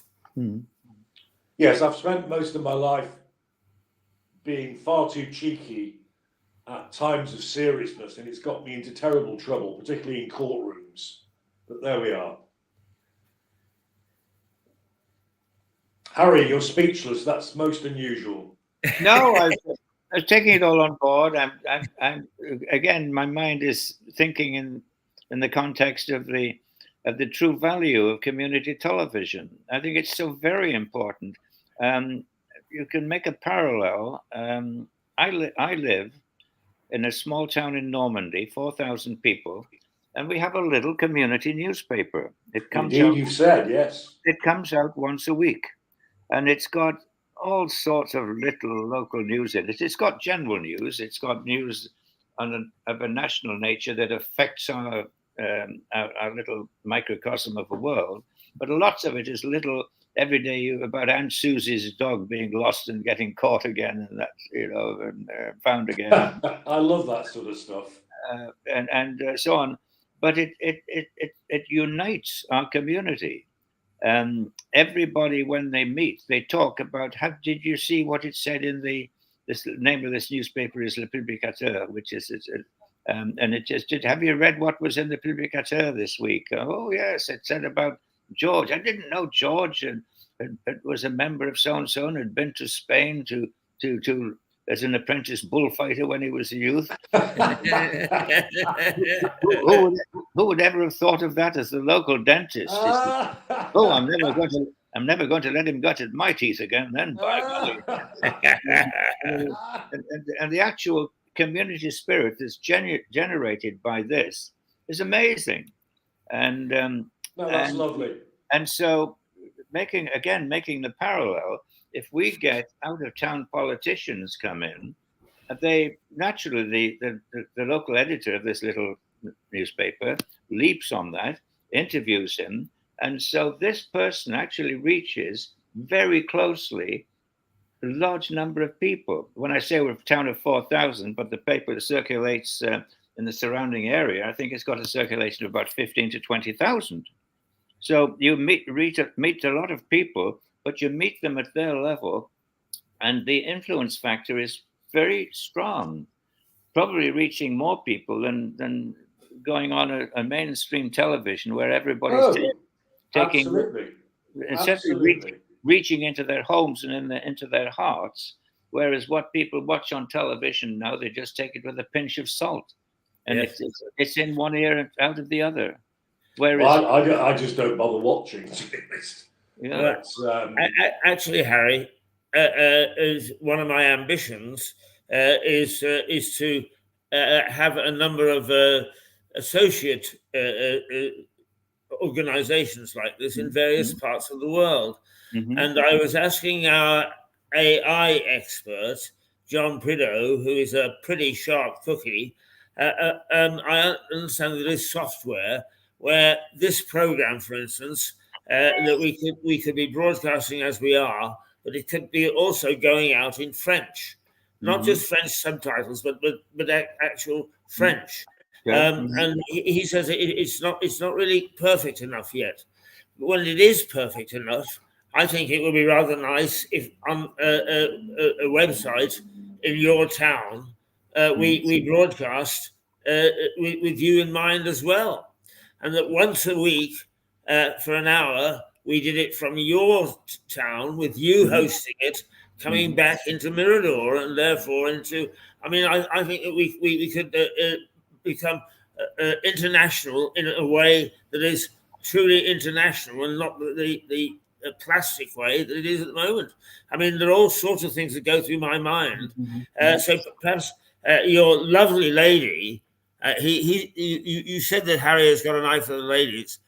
His local organizer for politics is absolutely gorgeous, and she speaks lovely English. But we might talk to her about setting up, because all you need is a pub. Yes, that's right. Yeah, we can actually use this piece of software to broadcast from your town. no, it's technically feasible. There's no question about it. And of course, if you have got the will to do it, but I just wonder to what degree, to what geographical extent do you reach out into around Lewis, or are you just limited to Lewis itself? No. We say that we are local and not parochial. I mean, we in many ways. We talk to Melissa, and there are things in there as of interest to the Americans or some Americans as it is to people in Lewis. The other thing, Harry, is that the research shows that if you talk about something let's be very mundane. Supposing that I do a little program from my garden, I don't have one, but and I dig up new potatoes and talk about their virtue, is that somebody who happens to be watching in New Zealand, who is interested in the same topic, will watch. So actually, we have no barriers. The important thing is, as John Henty said the other day, and John has been broadcasting longer than all of us. John said, if one person is watching Mirador, it's worthwhile. So in becoming international, if we just get one person in each country watching, and actually I joke, but we do have a fan in Patagonia. So we've conquered Patagonia, we've conquered Uzbekistan. Yes. Where's next, Keith? Well, I think we should go into the depths of Romania. They need it. Yeah, oh, that's good. That's good. But actually, a chap who I helped with his television station in Kosovo, he taps in fairly regularly. We've got contacts all over the world that we could get into a little network. It's not the technology. The thing that is the big barrier is human resource. You need people, and Philip, you know how difficult it is to just keep people to keep Mirador going. They come and they go. We've now got a fairly stable, good heartland. But whoever if we got somebody in your town, they would have to guarantee to do it once a week for 3 hours. You'd be amazed at how difficult it is to get people to commit to that. Well, in fairness, John Prideaux has a fortnight, Keith. So we've got John Prideaux. I have tried to find other people. Oh yes, they do come eventually, and particularly as people find out what we're doing, because the nature of with the addition of some of the people that we've got now, the nature of Mirador has become more sophisticated, if I can put it that way, now than it was a year ago, and a year before that. So we are becoming more and more attractive, and the more and more attractive you become, people are willing to join your ranks. Okay. Yes, I'm sure that's right. Now we've got Melissa coming on shortly, have we? From this, We have. Yeah. Well, The invitation has been sent to her. Sure. Because I'm going to have to love you and leave you, I'm afraid. I've just got somebody, an important meeting scheduled, and I didn't realize it would be on this long. How are we doing for time? Oh yeah, I've been half an hour. Yeah, over. if you check in your mind, Harry, I do bring you on a bit early because I wanted you to have a second bite of the cherry. But what's happened is the evolution of Friday has been that we now call it a jamboree, because we have more people in the area, sort of thing. Yeah, absolutely, and it's all just good rollicking fun. What we have to do is to refine the timeline a little bit, because Melissa is getting up at 5 o'clock in the morning. So us going to get up at 4 o'clock in the morning is a bit much, I think. Yeah. That's why she's usually got a cup of hot coffee in her hand, I think. Yes. A mug of coffee. Yeah, I see that. Yeah. Yeah. So there's some refinement, but thank you very much for coming on today. I mean, you are welcome to stay with us for as long as you can, but we understand that life. There is life outside Mirador for some people. I can't think what they do with their time, but that's been a very good chat this morning. And excellent. Well, okay then. Well, we're on deck, I think, on Monday. On Monday. Monday yes. at 10 o'clock. 10 o'clock the time, 11 o'clock mine. When I look forward to that, and hope we haven't offended too many people. I hope we have. Yeah. Well, that's the whole point.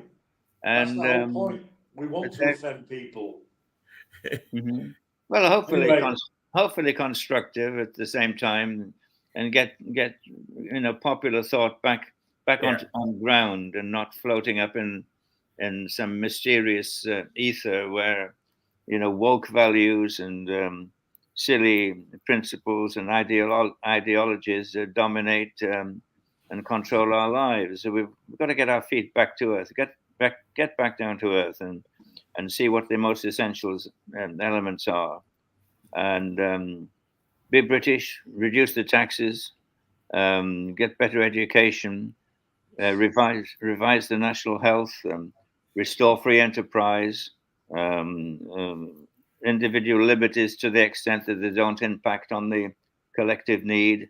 I think we've got a lot of common sense policies which could be applied, and unfortunately, I don't think the people who we've chosen as our leaders are doing that. I see Melissa has arrived. So yes, indeed. I can greet her, say hi, Melissa, and then I shall be on my way to about my obligations. I'm afraid I have to meet someone. You have the first chat with Melissa since you've got to move on, Harry.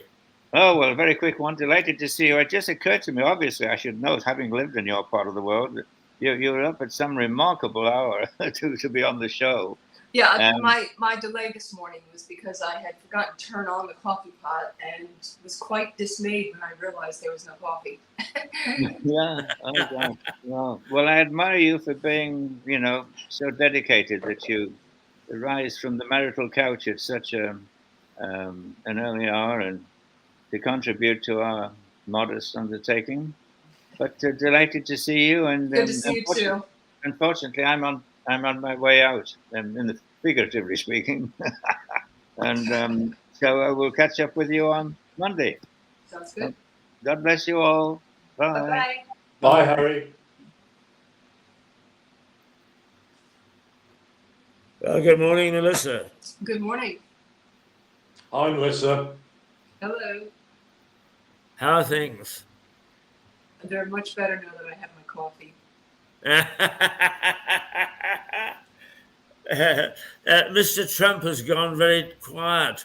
What is he on bail or appealing or what?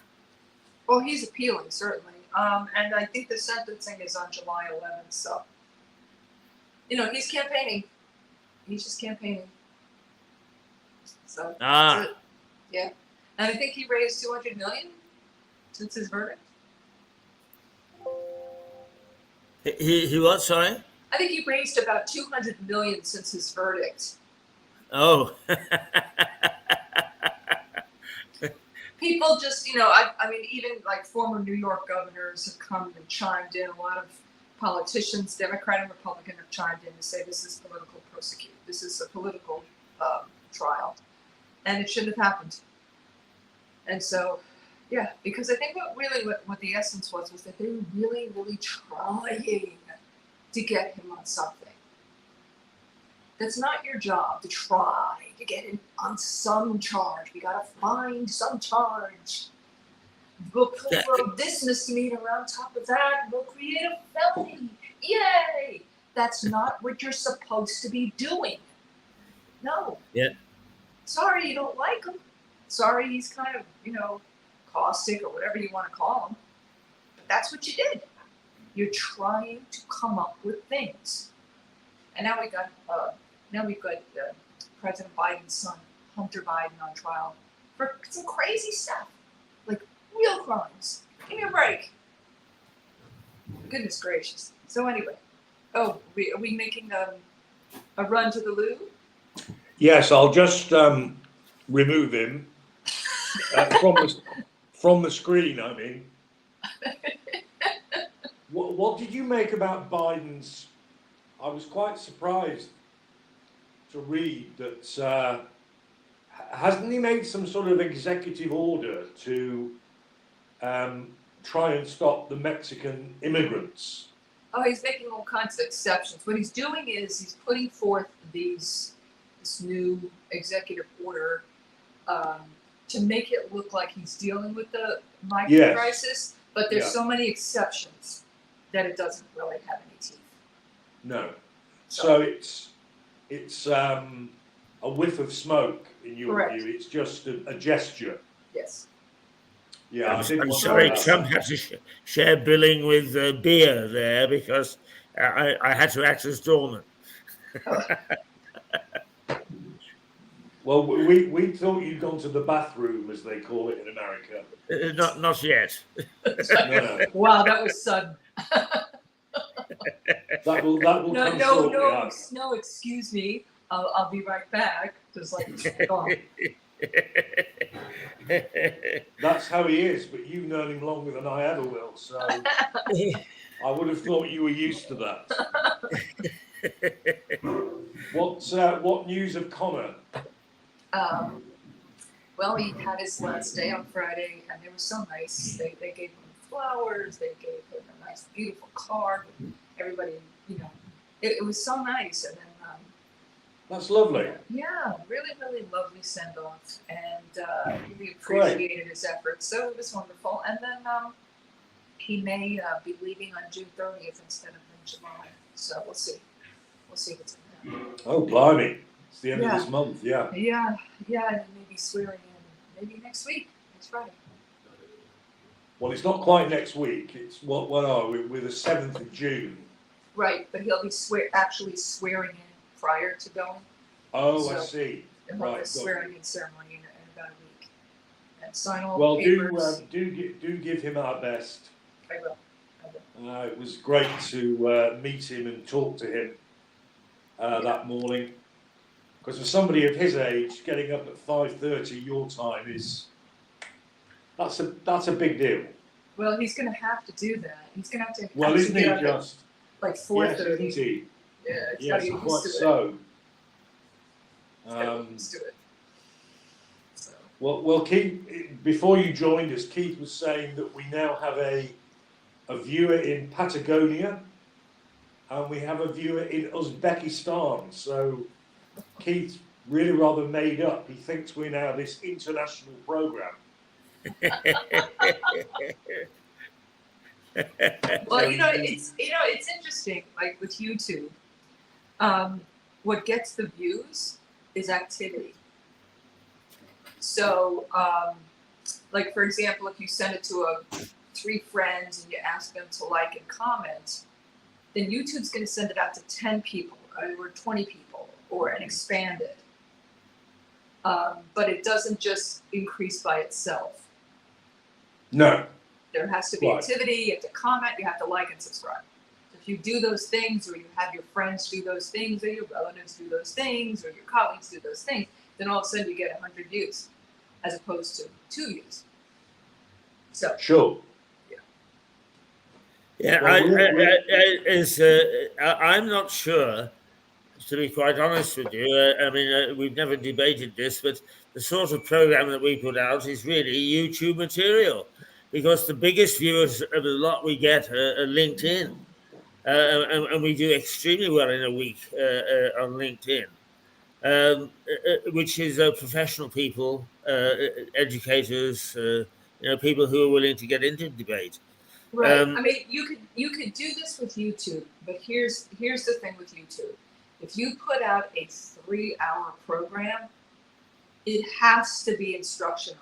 It has to give the viewer something besides talk. It's not just talk. So it would have to be, for example, you could easily just chop it up into 3 segments or 4 segments.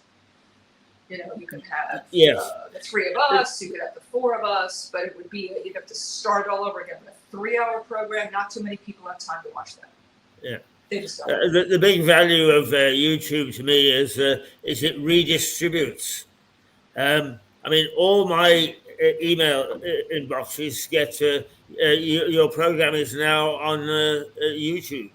In other words, it tells you that it's on, and that it goes to dozens of people, which I'm sure that some of those say to somebody, Hayes or Melissa or somebody is being stroppy again. I mean, here's the thing. With YouTube, you're going out to brand new people. They want a brand new title. You got to hashtag it to see what the content is. So if you're talking about Trump, you're going to write hashtag Trump. You're talking about cats, you're going to write hashtag Black Cats. And then you get people, and the algorithm will send it out to people who like black cats because the computer knows, or somebody who's into politics. Will send it out to those people. And you'll end up with 2,000 views or more. It's not that hard. It's just simply the way you present it. And the link, because I'll be honest, if I see a YouTube video that's 3 hours long, it is very unlikely I'm going to click on it. I do not have 3 hours to sit and watch a YouTube video. I don't know if you do. It's actually I'm going to revert back to having shorter chunks. That would be great. One of the things about something like Mirador, and it's interesting, Harry's comments on it today, it's evolving. It's different now to 6 months ago, and we tend to react to people's experiences, which is great. But I have to take into consideration absolutely everybody that I get reaction from. And when I walk into the doctor's office and she says, "Are you the man from television?" Which we used to get when we were broadcasting to millions in the States, Melissa, that's a good reaction. And that if you actually use in the north of England, the local television people are using the old newspaper trick. Is for everyone they know about, they multiply by 3. Because newspaper circulation, Philip, used to be done by every paper that was bought. The circulation was multiplied by 3 on the basis that the paper would go home. It would be read by the wife. It would be looked at by the kids. I see. That's how they got the circulation, as opposed to the number of sold. And they're using that as the way of measurement in smaller television stations in the north of England. And I think it's not a bad way, really. So I think we probably get from all the things that come back to us over a period of a week, we probably get about 5,000 people. So I transfer that into 15,000. Right. See, here's the thing. When you're dealing with computers, they're not estimating. They really are the views. And if you do not view to the end, there's also something that doesn't push it out. Because if somebody clicks on for 2 seconds, it's not really considered a view. You see what I'm saying? So now that you're dealing with computers, you're not having to deal with estimates anymore. You're dealing with, okay, did somebody actually view this? They know. The computer knows everything. So, it's not hard. It is not hard to get views on YouTube. You can have a cat, and you can really, it's the way you present it. You can have a cat walking across the room and get 1 million views. Yes. It's not hard. And the content we have is fantastic and should be getting far more views than 7. That's just, and so what happens is when someone sees 7 views, they think it's not even worthy of my time. You see psychologically, if somebody's on YouTube and they see somebody that's had 7 views and 200 subscribers, this channel just started. Hasn't been on for 10 years. So after 10 years, should have probably at least 100,000 subscribers. But it's the way you market it. It's the titling. Yes. Yeah, and it's the way it's presented. It's not hard at all. It truly is. I watch YouTube all the time. I do not watch telly. I don't watch the television anymore because I don't want to be fed. I want to decide. No.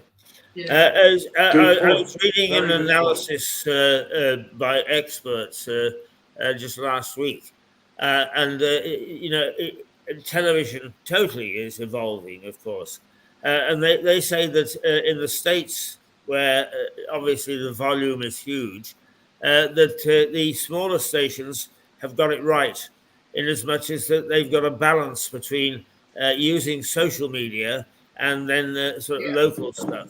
Yep. I mean, I've been pushed very hard. Do you remember we were on Roku to go back on Roku, and they are offering us a deal of $199. Now, that's peanuts in the scheme of things, except for us, it's a fortune. But I would love to get us back onto Roku because it would give us that balance of people being able to watch us on phones, being able to watch us on smart TVs, but not take away what we've got at the moment. Right. So I guess I'd have to look into it. I don't know too many people who mention Roku. And I don't know where it is right now. If they're offering you something, it's because they're trying to get people to sign up. Well, I mean, every streaming organization is because it's become so competitive. But once again, I had the same question: how is Roku faring? And according to the experts and all the people who write, in a very technical way, it is still number 2. There are millions and millions of people because it's carrying so many. I mean, the big value of Roku is not in Roku itself, but people could get this program on, say, BBC. No, they can't on BBC, but I mean that's just an example. Is so that we go out on channels. For instance, we would go out on Freeview in this country, which has in itself then another 6 channels. That's where its value is. How much is Roku? How much is Roku? To buy here, I don't know. I've got it, and I think I paid a one-time license fee of sort of 50 quid or something. Yeah. Right. How much does it cost you to put the program on Roku? $199. A year? No, a month. Oh boy. A month. Wow. 100. So $200 a month. Okay, it's a lot for somebody small. It's a mortgage. It's the same as a mortgage. That's why we can't afford it at the moment. But also, Keith, Melissa is saying that she doesn't think it's as a bigger platform as you think it is. I think for the content of what it is, we're not doing original independent movies. We're not doing stuff like that. We're talking. For the most part, Yeah. that's what we're doing. We're not doing documentaries anymore. We're just talking. And Yeah. so I just think it's a huge expense, and I'm not sure that it's going to get the kind of viewership you think it's going to get, because it's competing with Apple TV, Netflix, Disney. So I don't know what experts are saying. It puts us onto Apple. It puts us onto Apple. Into Amazon. Yeah. Right. I don't know. You would have to come up with some content that's pretty snazzy. You'd have to make it look different. It can't be like this. Yeah. It would have to be different, because you're just competing with so much out there. And Yes, getting, you know what I'm saying? Are. But I mean, is if you added on another 1,000 viewers, that's a lot for us. I don't know of any other way of doing it. Well, I mean, like I said, I watch YouTube all the time. Everything is on YouTube. Everything. Local stations, everything. It's all on YouTube. And so it's a pretty easy platform to get far more than just 1,000 views. That's nothing. I see somebody with 1,000 views and they're beginning. So you're talking, you've got little girls putting makeup on and getting 250,000 views and 2 million subscribers. Yes, I know, but I need, the one thing that I don't seem to be able to get over to anybody is that there's only one of me. There's only one of me. I get up at 4 o'clock in the morning, I go to bed at 1 o'clock in the morning, and I work at Mirador all day long. I get up on a Saturday and say, I'm going to take today off, and I don't. I get up on a Sunday and say, I go to church. I don't. I work on Mirador. If I could get more people to do what I'm doing, then we could do some of these things. Keith, calm down. Yeah. Like I said, it doesn't take much to cut it down into segments. It doesn't take much to title something. It doesn't take much to hashtag it. There's some simple changes you could make. It's not hard. It wouldn't be time consuming. But do you hear the word you're using? Yeah. You. You're saying you. Right. So I need somebody to be we. Okay. Melissa's giving good advice here. I know. Actually, I get good advice from I've been giving all day long from all sorts of people. The only thing is they keep on saying you. Calm down, Keith. You've been ranting all week. Calm down. Yeah, well, I enjoy ranting. She's been good enough. I know you enjoy ranting. Ranting's good. Ranting's fun. She's been good enough to get up at some god awful hour before she goes to work and give us her time. So, you talk about this other guy that you're getting in, we think, that's going to give technical advice, but I'm listening to wisdom here from Melissa. Yes, Philip. I'm listening to wisdom. And you're also listening to someone who's been with you for years and years and years. Yes, and I've done a lot. I don't discount any of this. But if you said to me, tart up your apartment and put up a picture, I would say, I can't, I don't have the time. That's what I'm trying to say. I don't discount any of your advice. In fact, I value it. I love talking to you. I'll talk to you all day about television. The only thing is that I only have one pair of hands. That's what I'm saying. Yeah, but that pair of hands, as I have found when I anchor for you, you can segmentize the programs. Because all we're getting now, whether it's Facebook or YouTube, which we are on, yes, it's 2.5 hours. There's no subject, there's no division, there's no introduction of the people who are coming on. No, but all those things take we, in the old parlance, it would have been a producer or a director. Of course it would. Yeah. But all we have to do is end the stream and restart it with a new title. That's what we were doing. It's but a 5-minute break. Yeah. Yes, that's right. But we were doing that up until about 3 months ago. And the way that the things developed is it went partly because my lack of ability to do technical things is it went into an endless stream. It takes 5 minutes to go back to half-hour segments. Well, the segment is dictated by the people who are on it. And the Yes, subject matter. yes, You know, that's right. There's let's no not problem with waste that. Melissa's time with our debate because she's in New York and unable to help us very much. Apart from Well, no, on the giving us contrary, advice. she is helping, isn't she? Well, That's she's the giving point. us- this is very wise stuff. Yeah. Because of her experience like yours. This is wisdom. You can get all the technical stuff in the world. The tech guys are not going to tell you No. how to title it. They're just not Exactly. going to come up with the ideas. You could even send me, like, even if you just give me the Friday program, I can give you titles. You need it, like Melissa from the Big Apple. While I love my name, it doesn't get views. Who's Melissa? Who's she?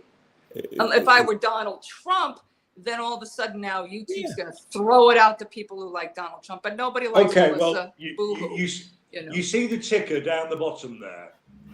Yes. Melissa from the Big Apple. Now, for what it's worth, I created that. Right, Yes. and I love it. I do. I But love what it should it because say? I love my name and I love the Big Apple. Yeah, exactly. Well, you know, it honestly, you could, you know, there are keywords. So I wouldn't put my name on it unless I'm famous. So that's going to take about a week or so, and then you could put my name on it. But yeah, so it has to be things that would attract viewers. So maybe our segment, what would be our segment? What would we want to talk about? We want to talk about, so yeah, New York City. So there are keywords, and I can brainstorm. We can brainstorm, and I can send you some things. I can send you some ideas on titles that we can come up with. I'll even speak to Connor, and we'll put some titles out. I think it's amazing where you do so many amazing things and you have so many amazing discussions, and Yes. it's being lost. Is what I'm Okay, saying. look, I don't deny any of this. I think it's absolutely wonderful, and I think that as you say, we can brainstorm. Well, I'm going to send you. I don't just brainstorm. You know how I am. If you give me an idea, I'm going to run with it. Yes. I'm not the kind of person who just leaves you. I never have been that. Okay, I'm the kind of person. If you want me to do something, Keith, I'm going to do it, and I'm going to do it to the best ability. And listen to me. How difficult it's been. Right, but if you don't want to take the advice, that's your business. Yeah. Okay, but I'm going to give it to you. Well, Melissa, I've given it to you before, and I will do a Friday segment. We'll work on it together before Friday, Philip. Why don't we do that? And well, I will do it because that's how I roll. Okay. I'm game. Okay. If you had the time, God bless you. It's not a big deal for me to do a little brainstorming and tell you what maybe we can do, and then the hashtags. But you're a working person. I am a working person. I'm working 12 hours a day now, and I'm getting a master's degree. I'm busy too. Okay. You are. And I don't mind doing it because I enjoy it, and I love Keith. You know, he's my buddy, and it's so wonderful to be on the program. And so I'm going to do it, and that's it. That's just the way it is. But this is what we'll do together. Okay. It's brilliant that you're on it for us. It's been, it's my pleasure to hook up with somebody like you, with where you live, how you live, what's happening over there. So could I ask you, would you at least copy me into what you send to Keith? Oh, of course. That's the whole idea, is that we're going to do it. We're going to do it together, and I will take the Friday segment. You tell me who the guests are. You tell me what you want to talk about, and I'll put out some titles for it, and I'll put out the hashtags for it. You pop it in, and I'll even push it out to people. You may not realize that when you get like something like 35 views, like you did with Connor, or 25 views, it's because I pushed it out to people. I commented, I liked it, I saved it. There's activity, right? That's what I'll do, my small part. But that's how you do it. Have you ever sent anything to anybody? Oh, I have. I do it all You got the to time. send it to your friends. You got to, Yeah. you know, and there's, you got to ask them to subscribe. I'll go and I'll ask all my colleagues and we'll sit there at lunch and we'll view it. But they have to view it all the way through, which is why if you can put them into shorter segments, it's easier for somebody to view it. Like usually, I'll be honest with the advent of TikTok, it's like 30 seconds now because people don't have attention spans anymore, right? No, they So don't. yeah, it's a shame. It's crazy. It really, you know, when you They think don't about it, have it's atten- like they don't really have the crazy. attention spans. No. So definitely not 3 hours, not happening. Unless you're Tony Roberts, the big inspirational speaker, or you, the Mata Hari, you know, then they'll listen. But you know what I'm saying? So we moved away from for a variety of reasons, and now I've never felt happy with it, but I think we will move back let's to at least essentially what we on are is Friday. we're a television station with various programs. Yep. So all you have to do, Keith, is tell me what you'd like to talk about on Friday, because Fridays are a special day. They're more happy day. We can do that. We can do a news headlines, and then we can talk about certain topics you want to talk about. Because you know there are things you ask me. So if you tell me what you're going to ask me, the topics you want to cover, I'm going to come up with a bunch of titles and hashtags. Perhaps we could use that as a model to apply to the other days. Exactly. That's really what I'm trying to say to everybody is I accept totally everything that's said, but it is always something needs to be done, and that's when people walk away. So what you're saying, Melissa, is that you actually do something. Philip is doing something at the moment, but we need to have a few more people doing things if we want to achieve the ambition that we even talk about now. Yeah, hang on. Look, I've got time. I'm retired now. You don't have time, you say, because you're often, you say, busy. But we've all got our limitations. I mean, just this last half an hour, it's been music to my ears, because this is what I wanted to hear, at least in the segmentising of the programmes. Now, ironically, on a Friday, Melissa, we've been having what we've called a jamboree, so it's been a free. There you go. That's so great. I can work with that's exciting. Exactly. We can make it exciting visually. We can make it exciting to YouTube. 8 to 9 is Keith, maybe a bit of me with news roundup, the papers. Harry Atherton comes on at 9. Mark maybe couldn't make it today because he's had an interview, but he comes on at 10. You, bless you, come on sometime after 10:30 if you're available. So that's the Friday lineup. Yep. Okay. And so the titles are going to have keywords in it, and then I'll also give you a list of hashtags. And so I'll start brainstorming now. I'll even brainstorm with Connor. And the reason you want to brainstorm with a younger person is because they know the platform. They know what people like. So you are not talking social media like Facebook, Instagram. It will take off on all platforms if you present it correctly. It will. You'll get more views. Here it's Keith talks about LinkedIn. I don't really get that. In other words, I don't really understand that. But the visual platforms I use when I anchor for him, he has available Facebook and YouTube. Okay. They're the ones. Perfect. Yeah. And you can get both of those on your phones. Yeah. If I'm out of the house and I want to watch Keith, I get it on my smartphone. Yep. My cell phone. I'm going to be honest. That's what I watch. I don't even have a television. I don't have television. I stopped watching live television a long time ago. Yeah, I mean it's nice, I guess, to have, but what I found was it was this black screen just sitting on my credenza, and it was never. Because I'll tell you what happens when I get onto television. I'll watch because I have an antenna. I don't pay for anything. I don't pay for that. It's just junk. A lot of it's junk. I've been watching it for years. It's just junk. So I get my little antenna. I hook it up, and they have channels. I don't know what they have lately, but there's this show that I always watch. It was called Ghost Whisperer, Ghost the Whisper. Ghost Whisperer. And I got to tell you how they gave me so many nightmares. And I'm like, why am I having so many nightmares? You know, because you're watching Ghost Whisperer. How ironic. I stopped watching that type of program on YouTube because it was giving me the heebie-jeebies. But I got to tell you, I love that, though. I loved it as well. Love it. The one I was watching was Adam Somebody Investigates, and these paranormal investigators were going to these really weird, scary properties across Europe. I do love it, though. I think it's so much fun, but it gives me such nightmares. And then I'll watch some design shows from the 1980s. No, seriously, that's what they have. Design shows from the 1980s.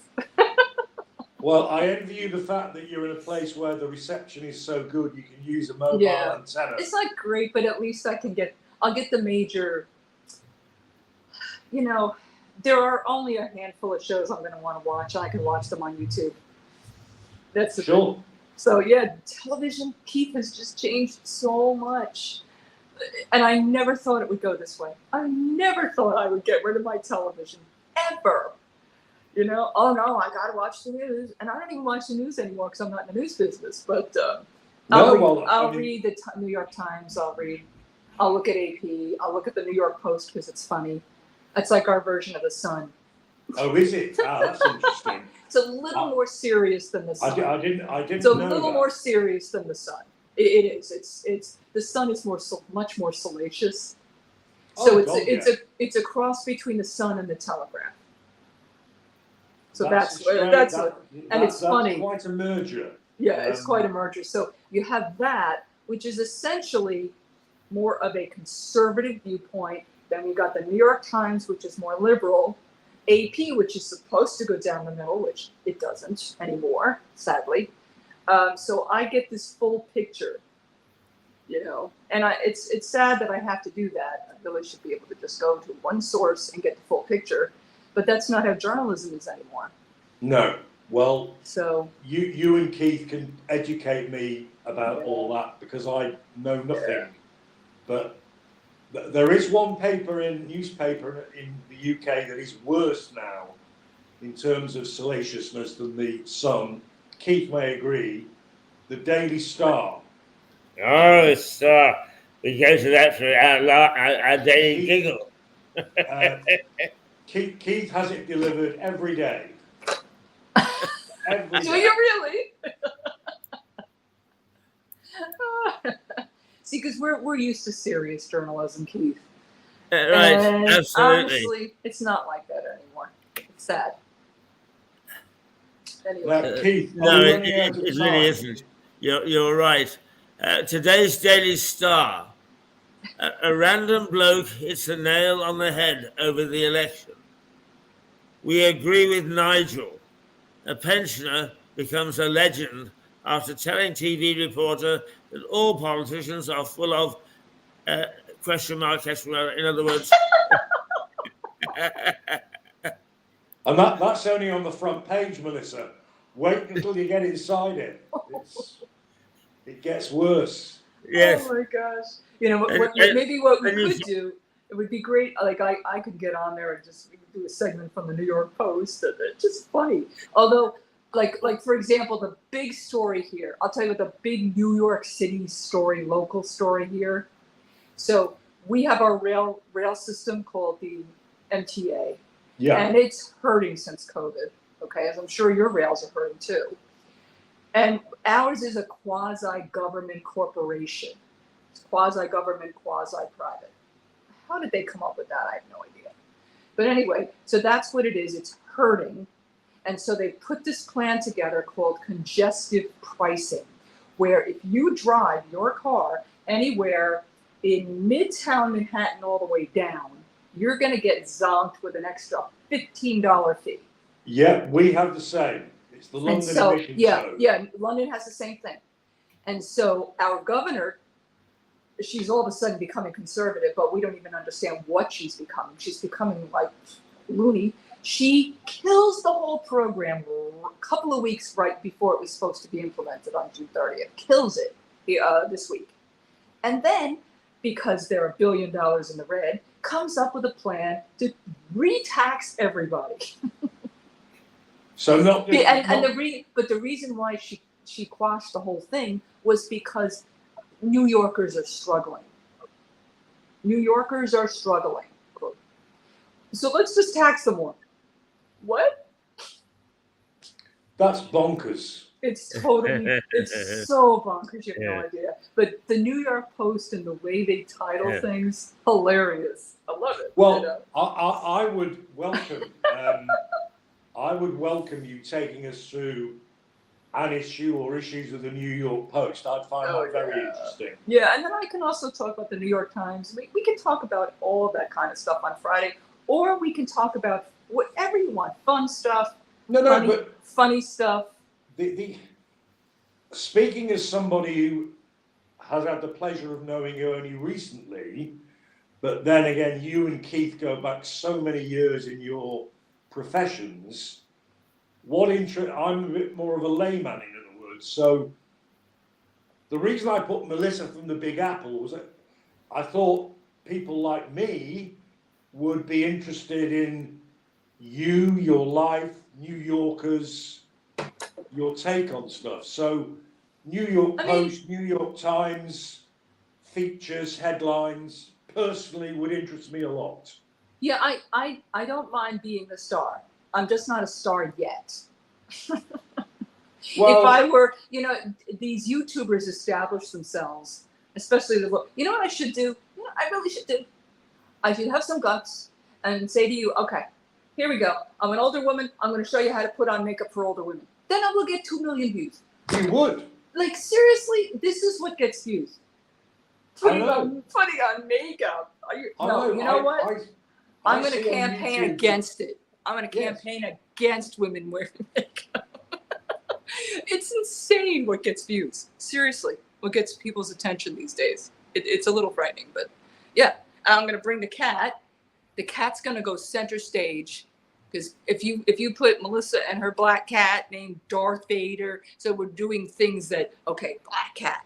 Because right now, oh, by the way, just to let you know, black cat is very popular right now. Because the dating advice right now is women are supposed to act like black cats and treat their men like golden retrievers. I'm not kidding you. The crazy stuff, and it makes me laugh, and I'm like, yay! It's excellent. All you gotta do is write something with black cat. Boom. Lots of women. I don't know. I don't know that I want 2 million women, for God's sake. I'm having difficulty in handling 10. I'm telling you, it's so hilarious what's out there. It's so funny. Keith has spent 2 days, not today, but 2 days, ranting about the state of our national health system. Oh, yeah. And how he couldn't get an appointment with his GP. When he finally got his appointment with his new GP, who, to use his word, was a very cute looking woman. In other words, does she wear makeup? A very attractive woman, to him at least. His only complaint was she was wearing a wedding ring. Oh, darn. I'm sorry, Keith. Although, sometimes these days it doesn't matter. Well, actually, since I finished this rant, I've shrugged off that probability that it is trouble. You got to act like a golden retriever. That's really the key. Oh, it's so, and I can't even talk about the funny stuff that's out there. It's hilarious, really. Seriously, it's like, what, guys? Please stop. I love it. I just love it. Anyway, yeah, you gotta laugh at life. You gotta laugh at it. Even when crazy bad stuff happens. And I don't mean tragic. Let's not laugh at tragedy. But some of the stuff is just so funny. Yeah, we can even laugh at the funny stuff we do every week. Yeah, let's do that. Let's okay, although, I flipped the bird to somebody because they made a wrong turn. Something funny that we've done. Well, the only reason I come on this program is to pull his leg and laugh when he speeds on his mobility scooter and comes off the road. Yeah, there are all sorts of themes that we can come up with, but that's another thing. If it's more pointed, if it's a more pointed conversation, which we can do because we're going to plan now, right? Well, more of a pointed conversation, so we'll have more purpose, right? Then definitely things will take off in a much better way. So, Well, the only reservation I have is that mine and Keith's technical ability, which both of whose are limited, you will overtake that with the hashtag stuff. I don't. we'll figure it out. It's not that hard. There's when you go to upload. Well, I guess this goes directly from. Do you ever play with the YouTube channel at all? Do you ever go directly to your YouTube channel? Yes. Okay. Yes. Okay. There's a way to do Mirador? Yeah. Yes, I'd watched it on Mirador myself. Yeah. No, do you actually go to the page where you actually upload stuff on YouTube? I haven't, but I'll try it. I'll Okay, fiddle around with that. so it goes from StreamYard directly to YouTube. Is that how that works? Yes, that's because right. there's an ability to put the titles on, certainly. So there may be an ability to hashtag something. We'll see. We'll explore. We can definitely put the titles on. There's no problem there. Got it. The problem is, unless we're being too simplistic at this end, you have to end the stream and then restart it. Okay, so it's all through StreamYard. Yeah. Correct. Okay. All right. All so it's through never StreamYard. nothing is ever directly onto YouTube. Okay. All right. Well, we'll figure it out. No, sorry. Yeah, I get what you mean now. No, the governing platform is StreamYard. StreamYard. Got it. Okay. All right. So let's see what we can do. I'll look into YouTube, like Facebook, is merely a portal to watch it. Right. Okay. So I think you can do quite a bit on StreamYard, but I just don't understand all of it. That's the problem. Okay. Let me Google it. Let me take a look at StreamYard and what you can do to make things look a little bit more current. Okay. First thing I would do, be honest with you, I like when you look at the view, like the background can be distracting. Right. Yes. You know what I'm saying? Yeah. So, but we'll figure it out. We'll figure it out. We'll do it. It's not hard. It isn't. If you don't tell yourself you don't have technical skills, because Keith, clearly you do. You have more technical skills than your average person. Seriously, your average person could not have done what you have been doing all these years. Absolutely not. So it's not true. You're telling yourself a lie. Because you think, oh, I'm old, so I don't have technical skills. Not true. What you have done is amazing. Seriously. Melissa, let me tell you what Keith's problems are. It's the kit he's using. He's using out-of-date equipment. But see, this is what I'm telling you. You're using out-of-date equipment and you could still do what you do. You're telling me you don't have skills? No. I'll give you an example, right?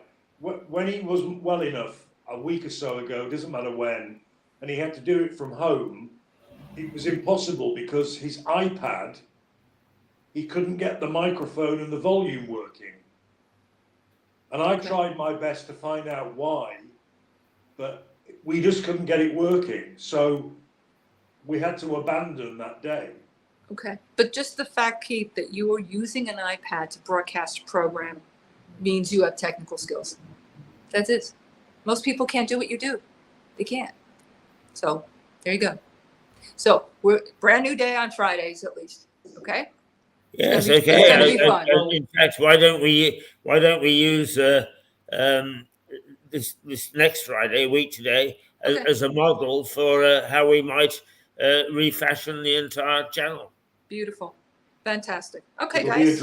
It'll be a dry run. Okay. Sounds Thank you, good. Melissa. Thank you, guys. You have a wonderful week. Yeah, You too. Thank you. Bye-bye. Bye, Melissa. Okay, Philip. Well, I'm gonna end the stream, and then we can talk. Yes. Do you want to say Okay, goodbye toodle to pip, people? everyone. Yeah. Do you want to say goodbye to people? Okay, toodle pip. And from me. And from you. And from me.